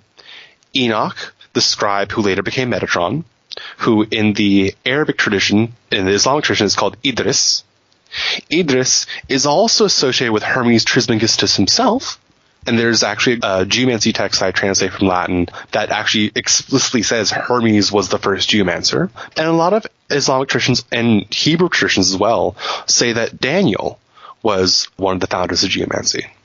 So I was okay, well, let's just say all 4 of them are founders of geomancy, just at different times, different periods. But no matter who founded geomancy, the angel tends to be Gabriel, the angel of the Annunciation, the revealing angel to the Prophet Muhammad. It always seems to be Gabriel for one reason or another.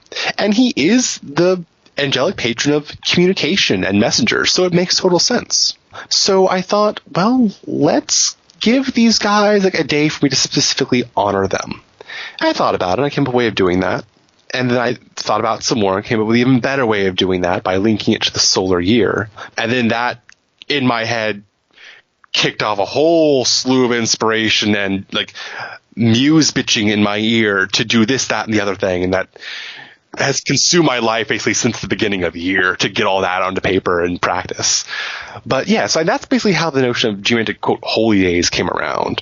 And, with the whole angelic component there, and since I already work with angels as a Hermetic magician, why not give them their due too?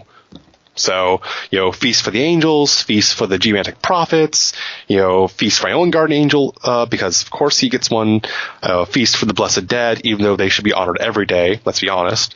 That's kind of where that all happened. And that, Sam, leads into another post that you wrote, quote, on prayer beads, devotions to Gabriel, and a new way of doing just that. And I found this post very, very interesting because it really kind of wove together a lot of not only your interests, but it was really presenting to the reader this kind of very, very fascinating individualized system of devotional engagements with spirits. I never would have thought to put the devotions to Gabriel with like specific elements of the Misbah prayers and using those, and like you referenced like the Catholic Chaplet of the Dead. Oh, okay. I was reading your post basically and I was like Sam's creating this really interesting system that kind of funnels in different tributaries. So consider, when we talk about angel magic, there's two ways you can go about doing angel magic. For us Hermetic and Solomonic magicians, when we say angel magic, we typically mean conjuring angels. We call on God, we set up the summoning space, we call down an angel, we talk with them, we charge them to do XYZ, and then we send them off. Okay, sure. But with folk religion, folk Catholicism, or a lot of modern New Age people, they will, quote, work with angels, but in a more devotional way. Like saint bothering. Go to the church, you make these petitions, you light a candle, you say these prayers in this certain way, and you promise, like, for Saint Michael the Archangel, if he comes through with a favor for you, you give him a pair of boots. Very traditional offering in some countries for Saint Michael the Archangel. Saint Expedite, very popular saint whose feast day is coming up later this month. Saint Cyprian, same thing. So you have this religious aspect to working with these entities. And it's religious because it's centered on God. And I think that kind of gets forgotten or pushed aside when we also talk about ceremonial magic, because fundamentally it's the same thing between devotional working with angels and conjuration working with angels. It's the same thing. And what's really the same between them? It's the act of prayer. If you're taking a devotional aspect, you're praying to God that, God be pleased with these requests and that he be pleased with the angel Gabriel, for instance, to help you with XYZ. Gabriel, in the name of God, in Jesus' name I pray, blah, blah, blah. Please do this thing for me, amen. But you look at Trithemius' drawing spirits into crystals. You look at the Heptameron. You look at the Ars Almodel. And what do you see? It's prayers. You see prayers to God that God be pleased with your work. You see prayers that God send an angel down unto you. You say prayers to God that God allow you to do XYZ. You say all these prayers to God that God permits angel XYZ to do something for you. It's the same thing. There's really no difference between devotional working and conjuration working, because what you're doing is you're praying for the help and assistance and maybe the presence of an angel. It's just maybe you want a more direct thing as opposed to a more indirect thing. That's really fundamentally the only difference that I see. So by keeping up this purely devotional aspect working with Gabriel, A, I'm always keeping him in my thoughts and prayers. B, I'm always keeping myself attuned to him. So that way, when I do need to do a conjuration, well, I'm already so connected that I don't have to say a lot of things because he's already always kind of paying attention to me regardless. I keep, bothering him with all my prayers. So saying a few more prayers to get his direct attention isn't that different, I claim. In that same post, you mentioned about the prayer beads, the Misbah prayers, and really the beads, and you also mentioned the Catholic Chaplet of the Dead that you admire and kind of use or would like to use. Can you just share about what aspect or what role does specifically using the prayer beads play in this? Counting prayers, keeping track of prayers. Like, that's fundamentally all prayer beads are for. Like we all have this fascination, like, with anime and the Buddhist prayer beads. Think Inuyasha. Do with his prayer beads on his hand, keeping, the black hole in his hand at bay. Or, all these Chinese exorcism films, with the Buddhist Shaolin monks, conquering vampires, by using prayer beads and either, putting, like, a little paper towel on their forehead or binding them with prayer beads, this, that, and the other. And we have all these prayer beads and chaplets and malas, made all these, sacred stones and gemstones and this, that, and the other, all which have special powers. You have necromancers who love using Tibetan skull bead prayer beads, using actual human bone as the beads themselves for excellent necromantic works. And sure, you can absolutely use prayer beads, as magical tools, but their fundamental purpose is just for counting prayers, because repetition is important. Think the rosary. Like, the rosary is like the Western Christian way to do prayer beads. You say Hail Mary, you say Hail Mary, you say Hail Mary, but it's always a specific number of Hail Marys and a specific number of Our Fathers and a specific number of Glory beads. That's why the rosary is structured the way it is, with the small beads, the separator beads, the little chain beads, and so forth. It's just about counting repetition, because repetition is important. It burns the words into our hearts and our souls and our minds. And that way, even if we're not consciously reciting them, we're conditioning ourselves to always internally recite them. According to the biblical injunction, pray without ceasing. So the Islamic prayer beads, the misbah, which I adore because it's simple, it's effective, it's not as, quote, convoluted as some of the Western Christian methods are. What the misbah is, it's 99 beads, with 2 separators. And the traditional way of praying the misbah is with the method called the tasbih fatima. And I'm not going to bother saying this in Arabic because I don't know Arabic. I don't want to mangle the pronunciation that bad. But essentially, you have these 99 beads broken up into 3 sets of 33. On the first set, you say, "Glory be to God, glory be to God, glory be to God," all 33 times. Next set, "Praise be to God, praise be to God, praise be to God." Next set, "God is the greatest, God is the greatest, God is the greatest." And that's it. That's it. In talking to, my resident Islamic expert, Dr. Amina Inales, I'd probably mangled her last name, even though she's, like, from the U.S., I've never seen her last name spoken aloud before. She said that, yes, that is the most common, most popular way of praying the misbah in Islam, but there are so many other ways to use the misbah than just the tasbih fatima. Taking that as inspiration, and me being the culturally appropriated asshole that I am, I decided, well, I have this excellent tool. It's been admitted that can be used any number of ways. Why not use it for similar purposes in my way? And that's basically how I started into these own little misbah methods. Because I've also written a whole bunch of other chaplets using a Western Christian or a Catholic framework for the other archangels, for Saint Cyprian, this, that, and the other. And so writing prayer beads, prayer routines, it's nothing new to me. But I like the flexibility of using the misbah. And for me, the prayer beads themselves, even though they're meant just, quote unquote, for counting prayers, the beads themselves can be used as a magical tool. What I'll do is, like, for instance, if I'm going to do a heavy working to make a Gabriel talisman or a Gabriel charm, whatever, I'll pray my, quote, crown of Gabriel misbah prayers. And then once that's prayed on that, I'll either wear it on my neck to bring me further into alliance with Gabriel, or I'll wrap it around the charm itself I'm consecrating. Because having prayed that prayer, over and over and over on that, misbah, it kind of takes on that resonance and can impart that resonance to whatever it's wrapped around. It's a very straightforward idea, and it's very flexible and very powerful, I find.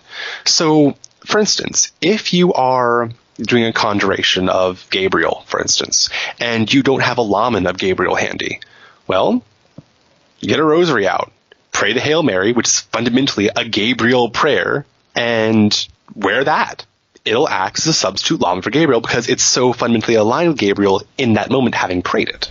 what you're talking about, Sam, too, I remember when Jason Spadafor, Agostino Tamatorgo, was on talking about Catholic mysticism and kind of Catholicism and occult Catholicism, and he was talking about using the rosary for pathworking and how you can actually do this, connecting to the different virtues and the different decades, connect to different things. But he mentioned something that you just mentioned, which is when people are really excited to start rosary pathworking, for example, they do it once and they're like, well, nothing happened. This probably isn't in effect. He's like, when you go into the gym the first time, do you walk out like Arnold Schwarzenegger in 1976, powerlifting shit, whatever? Exactly. It just seems like there's that similar theme of like, you have to build it up first. Yes.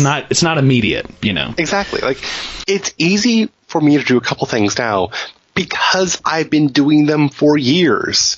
And there are certain things that are still difficult for me, even though I've been doing them for years. Certain things just take practice. Certain things just take constant application, constant building up. Like, Rome wasn't built in a day. And, Jesus himself had to get baptized. And the Buddha himself had to starve himself and go through every possible way of life before he got enlightened. No one has had it easy. Yes, there are these flashes of insight where it does make all sense. Finally. Emphasis on finally. Because you've gone through so much work at that point to get to that point. Meditation is a perfect example of this. People sit down and meditate. Well, that didn't do anything for me. That was a waste of my time. Of course it was a waste of your time. That's literally the whole point. But people are like, oh, I can't meditate. I'm not good at it. Bitch, Buddhist monks in Tibet hate meditating because they suck at it. And they've been doing it every goddamn day for 40 years since they were born. They just suck at it a little less than you. Like, that's really it. These things aren't easy. We don't do them because they're easy. We do them because they work, but we have to make them work. And in that case, the only thing that's really standing in our way is ourselves. Like, you have to build these things up, whether it's chanting certain prayers, whether it's building your own magician's voice, projecting your voice into a thing or beyond dimensions, whether it's meditating, whether it's astral travel, whether it's conjuration of a spirit, whether it's just perceiving spirits, whether it's passing spirits through in possession states. It takes practice. Some people have a natural talent for it, but even they will need to practice and develop that skill in order to become better at it, to control it, to make it better and useful. Because having talent doesn't add up to a lot. It's skill and practice does. That exact point leads into something else of another blog post that you wrote on. And just to set this up a little bit, you've been using very accurately terms that have real meaning and real relationships. Things like, resonance, or if you're praying, calling God or the divine, whatever you like the infinite light. But there are people in the past who maybe have used terms like this, and the title of your post is "The Kabbalion is still crap no matter who you think you are." I guess just to set this up a little bit, so you've been using these very awesome terms, things like, resonance and energy and divine light, and yet today those very terms are associated with whispering sweet nothings into a quartz while you dance around the pyramid in a tutu, and you're communing with the eighth dimension of the sun of your left nostril or something. But you wrote a post called "The Kabbalion is still crap no matter who you think you are." And I know there are listeners out there who are, students of Hermeticism who have read the Kabbalion or know about it or think about it. Can you just kind of set this up, Sam, about what is the Kabbalion, first of all, and why do you think it is crap, and why do you think it is still crap?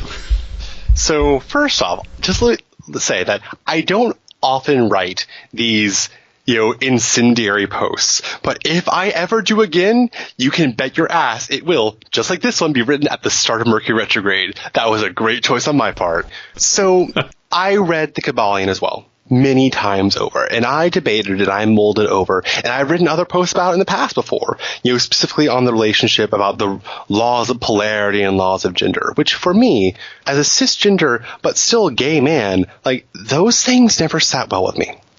And so I'm also reading that, in context of the Corpus Hermeticum and the Asclepius and the definitions of Hermes Trismegistus to his son Tat and these other actual Hermetic works.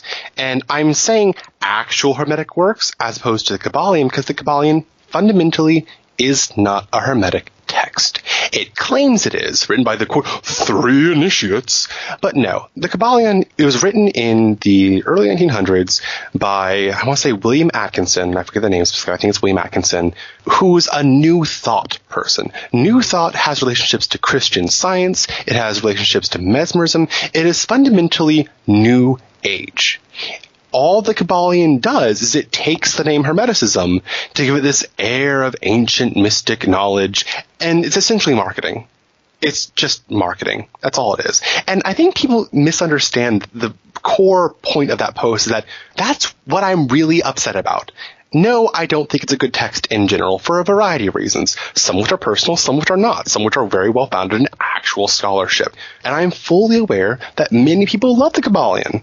I think they would do better to read any other text, even if it's Twilight.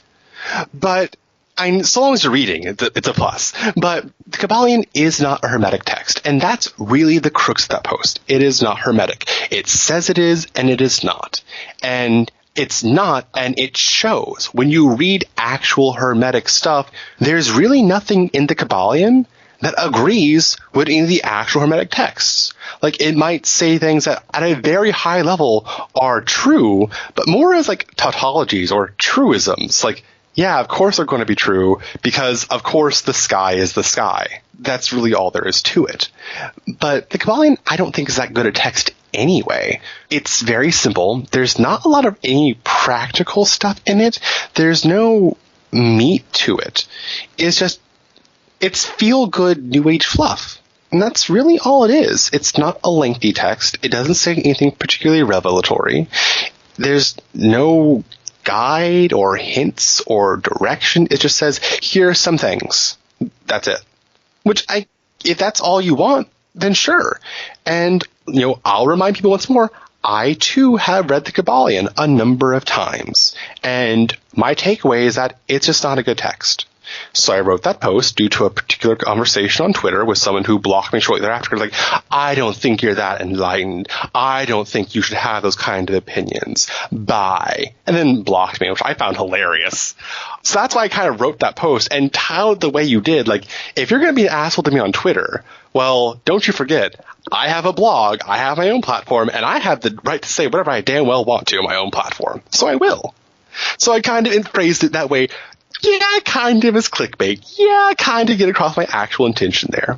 But, God, someone shared that blog post on the occult subreddit, and I was cackling in glee because for, I think, the first time I was called an opinionated occultist elitist who wrote a, quote, edgy, ranting 14-year-old on the internet screed. Wow. And people said that, there are probably some good ideas in there, but it's so horribly written, I'm not going to bother reading them. And I was cackling. I was cheering them on. It's like, I've done it. I have been called an elitist. I can retire my blog. I can rest on my laurels. I've made it to the big names. I'm an elitist now. I thought it was great. I understand Kybalion is popular and well-loved. I think it's far more popular and well-loved than it actually deserves, but I can't account for other people's taste or lack thereof. So it's not a good text because, like, for instance, for me as a gay man, the law of gender doesn't work. Like, it doesn't work that way. For my trans friends, it doesn't work that way. For my agender or my genderqueer friends, it doesn't work that way. Like, it just doesn't. So to take these things as laws of the cosmos, like, bitch, no. It doesn't work that way. Stop saying it does. Yeah. Meanwhile, actual Hermeticism and actual Hermetic texts don't touch on that, or if they do touch on it, they say how it fundamentally doesn't matter. You're fine no matter which way. Just do these actual things that are good, and you'll be fine. Yeah, definitely. Definitely. And do you think to that point... It's a dangerous question, but do you think that people should still read the Kybalion to know what Hermeticism is not? No. No, not even to know what to avoid. Okay. If you want to know how to avoid the Kabbalion, just read my goddamn blog. Or read my Twitter, or read my Curious Cat, whatever. I consider it a waste of ink and paper. That's all I consider it. Like, they could have written anything better. Even for New Thought, they could have written anything better and actually just called it New Thought and be fine. Like, if you're into New Thought, the Kabbalion is an excellent text. If you're into New Age stuff, the Kabbalion is an excellent text because it does tie into those things. And if you get a lot out of it, if you can make it work, God bless and Godspeed. That is the text for you. Good. It's not a text for me. It's not a text for Hermeticists. It's not a text for people who want to do things that I am considered associated with doing. And so if you want to do things that I consider as worthwhile or that people consider me doing, don't bother reading the Kabbalion. Spend your time in more useful ways. So yes, I don't like the Kabbalion. I'm allowed to have my own opinions, which someone tried to moralize me on my own blog for having an opinion. Okay, sure. If you are in the milieu where the Kabbalion applies, good. Just don't call it Hermetic. That's my real issue. Everything else is opinion, but fundamentally the fact is it's not Hermetic text. Don't call it that, and we won't have any problems. To that point, as you mentioned, you're constantly working on things, revising things. What are some of the big projects that you are, maybe you haven't even begun work on them yet, but maybe later in 2019 or into 2020? Like, what are some of the things that maybe you can give the listeners or readers of your blog kind of a preview on in terms of, there's a myriad of things, but like anything that comes to mind that you maybe haven't even started yet that you want to research or write about or eventually kind of practice and integrate into your own practice? As far as writing goes, and of course people are going to ask about this because they always do, yes, I am still working on my Geomancy textbook. I've been working on a Geomancy textbook since 2013. I will continue working on the Geomancy textbook until it's done. When will it be done? I don't know. Whenever it's done. Like, right now, it's getting close to be 500 pages, US letter size paper, 10-point font. It's a textbook. It is a behemoth. And I'm probably going to self-publish it once it's ready. When will it be ready? I don't know. Whenever it's ready. It was my goal to keep working on that for a while now, but since the beginning of the year, I've been subsumed with setting up this whole geomantic devotional practice, which ties into my Hermetic stuff quite nicely and dovetails into it perfectly. And that's taking up a lot of my creative output as well, besides my blog writing. So I'm basically developing this new system that ties very neatly into Hermetic stuff, loosely deist, loosely Abrahamic stuff based on, the 4 geomantic prophets and the 4 archangels and so forth. And that's a lot of prayer writing and prayer practice, which I'm constantly refining as I'm actually doing my daily rituals and so forth. I don't have many other writing projects like ebooks or books proper at the time. So really it's just my blog. And I have a couple of good blog posts coming up later this month. So I've been doing this new project online called Curious Cat. It's this platform on, kind of related to Twitter where you can just ask questions to people anonymously. And it's great. And it's giving me some really good ideas for posts. Like, for all the anonymous people who are using Curious Cat, I love you. Your questions are brilliant. I love the sexual harassment. It's great. By all means, keep flirting with me and keep asking good questions. So I have a couple posts going up later this month. One on all the ways to fast, because fasting is a very intricate process that can be done any number of ways. It doesn't have to be a complete abstinence from food. And also a 2-part post later this month called When God Says No, What Do You Do? And this ties something we talked about earlier. If there's just nothing you can do about a situation, why might that be? Is it the right thing? Are there better things you could be doing, and so forth? I have some other posts coming up as well, and I have like 50 drafts in my draft folder from over the years, which will be written and worked on eventually when I have the actual words to put to paper. So those are writing projects. For occult projects, like I have a couple of consecrations and things to work on. Like today I was experimenting making a cologne. Yeah, because, Florida water or Kananga water or, all these stuff, it's very useful and stuff. It's not just holy water, but it's a fragrance. And fragrance is powerful for us magicians. So back early in the winter, I made all these pomanders, those oranges studded with cloves. And, winter's no longer over, so I took all the pomanders down from the house, and I didn't know what to do with them. So I decided to just cut them up, which, considering how the oranges were already so dry, I had to saw them up in individual pieces with a steak knife. And I soaked them in some Everclear for a month. And I decided to distill the alcohol out to make a cologne, which turned out a lot differently than I expected. But I'll be able to, put that to good use. And because of all the ingredients, it turns out to be pretty solar. So there's a good solar election coming up next Wednesday. So I'm going to use that. What else? It's hard to do long-term planning for this stuff anymore. There could be things that just pop up at the drop of a hat. There could be client work. Eventually I want to do my Arbitel work. If ever I have the goddamn time to. I've been putting that off for years. I just never find the time. So maybe this will be the year. I've been meaning to do it since 2015. Maybe 2019 will be the year. Why the Arbitel? Why that specific text? Because it seems like such a simple little thing. It's clearly an incomplete work. Like, it's supposed to be the introduction to a 9-part series. And I don't think the other parts were lost. I just think they were not written. And it's so mysterious because we have these 7 Olympic spirits, and it's unclear what they actually are to a lot of people. They're not angels. They're not intelligences. They're not spirits, since like Ketamel or Sorath or Tatharthareth. They're different. And from all the people I've spoken to who have done the Arbitel stuff, they all agree that they're not the gods, they're not the angels, they're on their own level. And I'm inclined to think, based on an interaction on Twitter with one of my astrologer friends, that they're more like planetary geniuses. Maybe that's the case. I don't know. But I think they're mysterious. I think that there's so little written about them that I think there's fewer restrictions in what one can do with them. Perhaps. I don't know. But also, the Arbitel is just like a nice, pleasing work in general. Like, it gives, even though it doesn't really get into ritual at all, there's so much practical advice in it. As far as like the Western, vaguely Abrahamic, Christian, possibly magician, there's so much good, honest, practical advice on how to live your life, how to behave, how to conduct yourself, how to approach magic workings in general, not just the Arbitel stuff, but in general. And it's just good advice. Yeah. So I think it's worth checking out, I think. Instead of reading the Kabbalion, read the Arbitel. God. There you go. It's as long, and it's a lot more effective.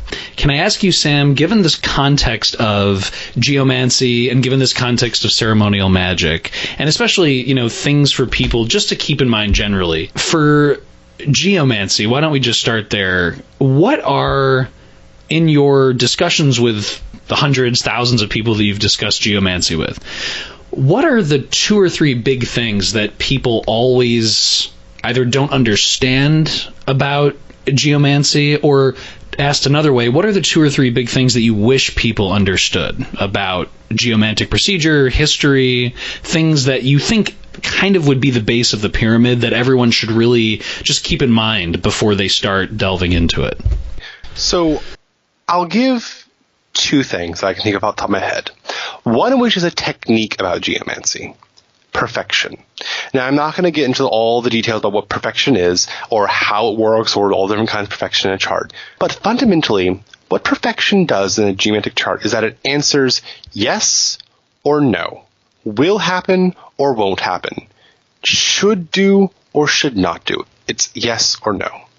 And perfection in a geomantic chart is an idea that was brought in from horary astrology, which does the same thing. It answers yes or no. Will the thing be accomplished or will it not be accomplished? And I think it's important to remember that yes and no are not the same things as good or bad. Because something will happen that you're asking about, but you will hate it in the end. And conversely, something may not happen that you want to happen, but something better will happen instead, and you'll be fine. I think it's important to not conflate yes and no with good or bad. And I think that applies to any divination system. Because, again, remember, we are but finite mortal creatures. We are not omniscient. And the things we want aren't necessarily the things we need. Or capital W, want. And we just don't have the foresight for that. That's why we turn to divination. So I think it's important to remember that just because something is suggested to happen that you're asking about, it may not be good. Or it may happen and it may be good. Or it may not happen like you want And it'll be bad, like you expect, if it doesn't happen. Or it may not happen like you want, but it'll be fine in the end. I think that's important. The other thing I want to mention, as far as geomancy goes, is that unlike astrology, or unlike tarot, geomancy is, again, 1,000-year-old art. But since about the late 1700s on, it wasn't as popular as it was. So nowadays we're undergoing this renaissance of geomancy with all these new scholars and all these new texts available to us and all this wonderful academic literature, that now that the philologists and the classicists and, the Arabic studies scholars are coming into this and all the Western occult scholars coming into this, we have all this wonderful information. And it's important to keep a critical eye about what we're reading. And also, more importantly, that geomancy is not monolithic. Like how I mentioned with the Grimoires earlier, geomancy is not, these are the rules of geomancy. Like, consider, all the figures have different associations to the zodiac signs. Okay, makes sense, sure. But there's different methods of doing that. I have my method I prefer. Al Cummins has his method that he prefers. We have other authors that do their own systems, some which match up with some of mine, some which match up with some of his. There are different systems of how you might consider the figures are associated with the elements. There are different rules for interpreting a certain thing, whether or not will happen. Across the 1,000 years, you have all these hundreds of authors across different countries and different centuries writing things from their own perspectives. And you have all these little tiny lineages and sublineages and branches that all have their own way of doing things. And someone once commented to me privately that, gosh, Sam, on your blog, you often, say, here are all the things that were done, good luck. And yeah, I kind of do that because I'm showing that there's no necessarily one right way. There might be a best practice. I have the things that I would suggest based on what I know to be to work well and based on the logic behind it. But I'm not going to deny that Al's results are less valid than mine because he uses a different zodiacal association than I do. Find what works. If you use one system and you find that works better than the other system, good. If you are taught something by someone and they use a particular system and they explain to you why they use it, use that. God bless, Godspeed. But don't forget that geomancy is not monolithic. Astrology isn't monolithic. Tarot isn't monolithic. Grimoires aren't monolithic. Keep an open mind and use your discernment, education, experience, and experimentation to find the way that works best for you and also in general, because the two may not always match up. What are some things that you wish people understood before they embarked on a grimoire investigation or some kind of thing that will take, months and months and months of work? In one sense, there's nothing to it but do it. Like, that's it. Like, don't worry about, how should I do a daily practice? It doesn't matter. Pray daily. Sit your ass down and pray. That's literally it. Find different prayers. Try out different prayers. If you find that certain prayers work better for you, use them more. Try other prayers. Do they also work for you? If so, tack them on. Literally just do it. Like, there's nothing stopping you. Don't say, I'm not feeling it today. I'm just too tired. I'm going to sleep in. No, you get your ass out of bed. I have to do it. You can do it. And Lord knows I want to sleep in more than anyone else. Literally, just do it. There's literally nothing stopping you. Daily practice. Just do it. If you can't do a lot of it, then don't do a lot of it. I saw written on the internet recently, if it's worth doing, how would you finish that statement? If it's worth doing, then do it. No. If it's worth doing, it's worth doing. If it's worth doing, it's worth doing well, right? Wrong. If it's worth doing, it's worth doing poorly. It is better to do something than nothing. How is that said another way that perfect is the enemy of good? Is that another way of saying exactly. It's like, depression eating. People get depression and they just can't muster strength to make a full meal. Okay, hummus and crackers. Popcorn with some cinnamon sugar. Yes, you can't cook a full meal. So don't. but you still have to eat something. Eat some yogurt. If you can't take a full shower, brush your teeth and wash your hands. Like, if you can't do laundry, shake the crumbs off your bed and like flip the pillows over. If it's worth doing poorly. Just so, with daily practice, if it's worth doing, it's worth doing poorly. Do something. If all you can say is a single Our Father, do that. If all you can do is say Om Mani Padme Hum one time, say that. If you can do it 108 times with prayer beads and the Vajrasattva mantra, do that. Awesome.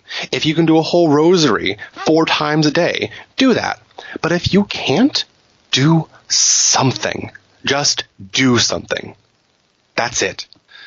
And this kind of ties into the other advice. Periodically, you may need to change things up. Every 6 months, every 12 months, take a look at what you've been doing and analyze. When I started doing this practice, I wanted to do it for this purpose. Have I achieved that purpose? Is it bringing me to that purpose? If so, and if it's still worthwhile, keep doing it. If not, but it still serves some protocol reason that you need to follow, keep doing it. But if it doesn't serve any purpose, if it hasn't been helping you, find something else. Some people find that they plateau in their progress. So the only way to break through that plateau is to try different things. Like, you can't go to the gym and work out the same muscle group over and over and over every day with the same set of dumbbells, because you'll plateau. So what do? You do other exercises that involve those same muscle groups but in a different way with varying weights. You'll do toning one day, you'll do bulking another. You have to change things up. Just like for the body, so too for the soul. Periodically, change things up. Have a fundamental routine. Do the same things. A core set of practices that define and guide you. Your home practice, as it were. But keep that minimal and expand in other ways. And periodically, analyze them and see if they're still useful. If they're not, put them aside. Maybe leave them behind, not necessarily always, but put them aside, and see if there's something else you can do instead that can augment that, vary it, or just make it better. Or find something else entirely. But periodically review what you're doing so we can keep constantly breaking through plateaus.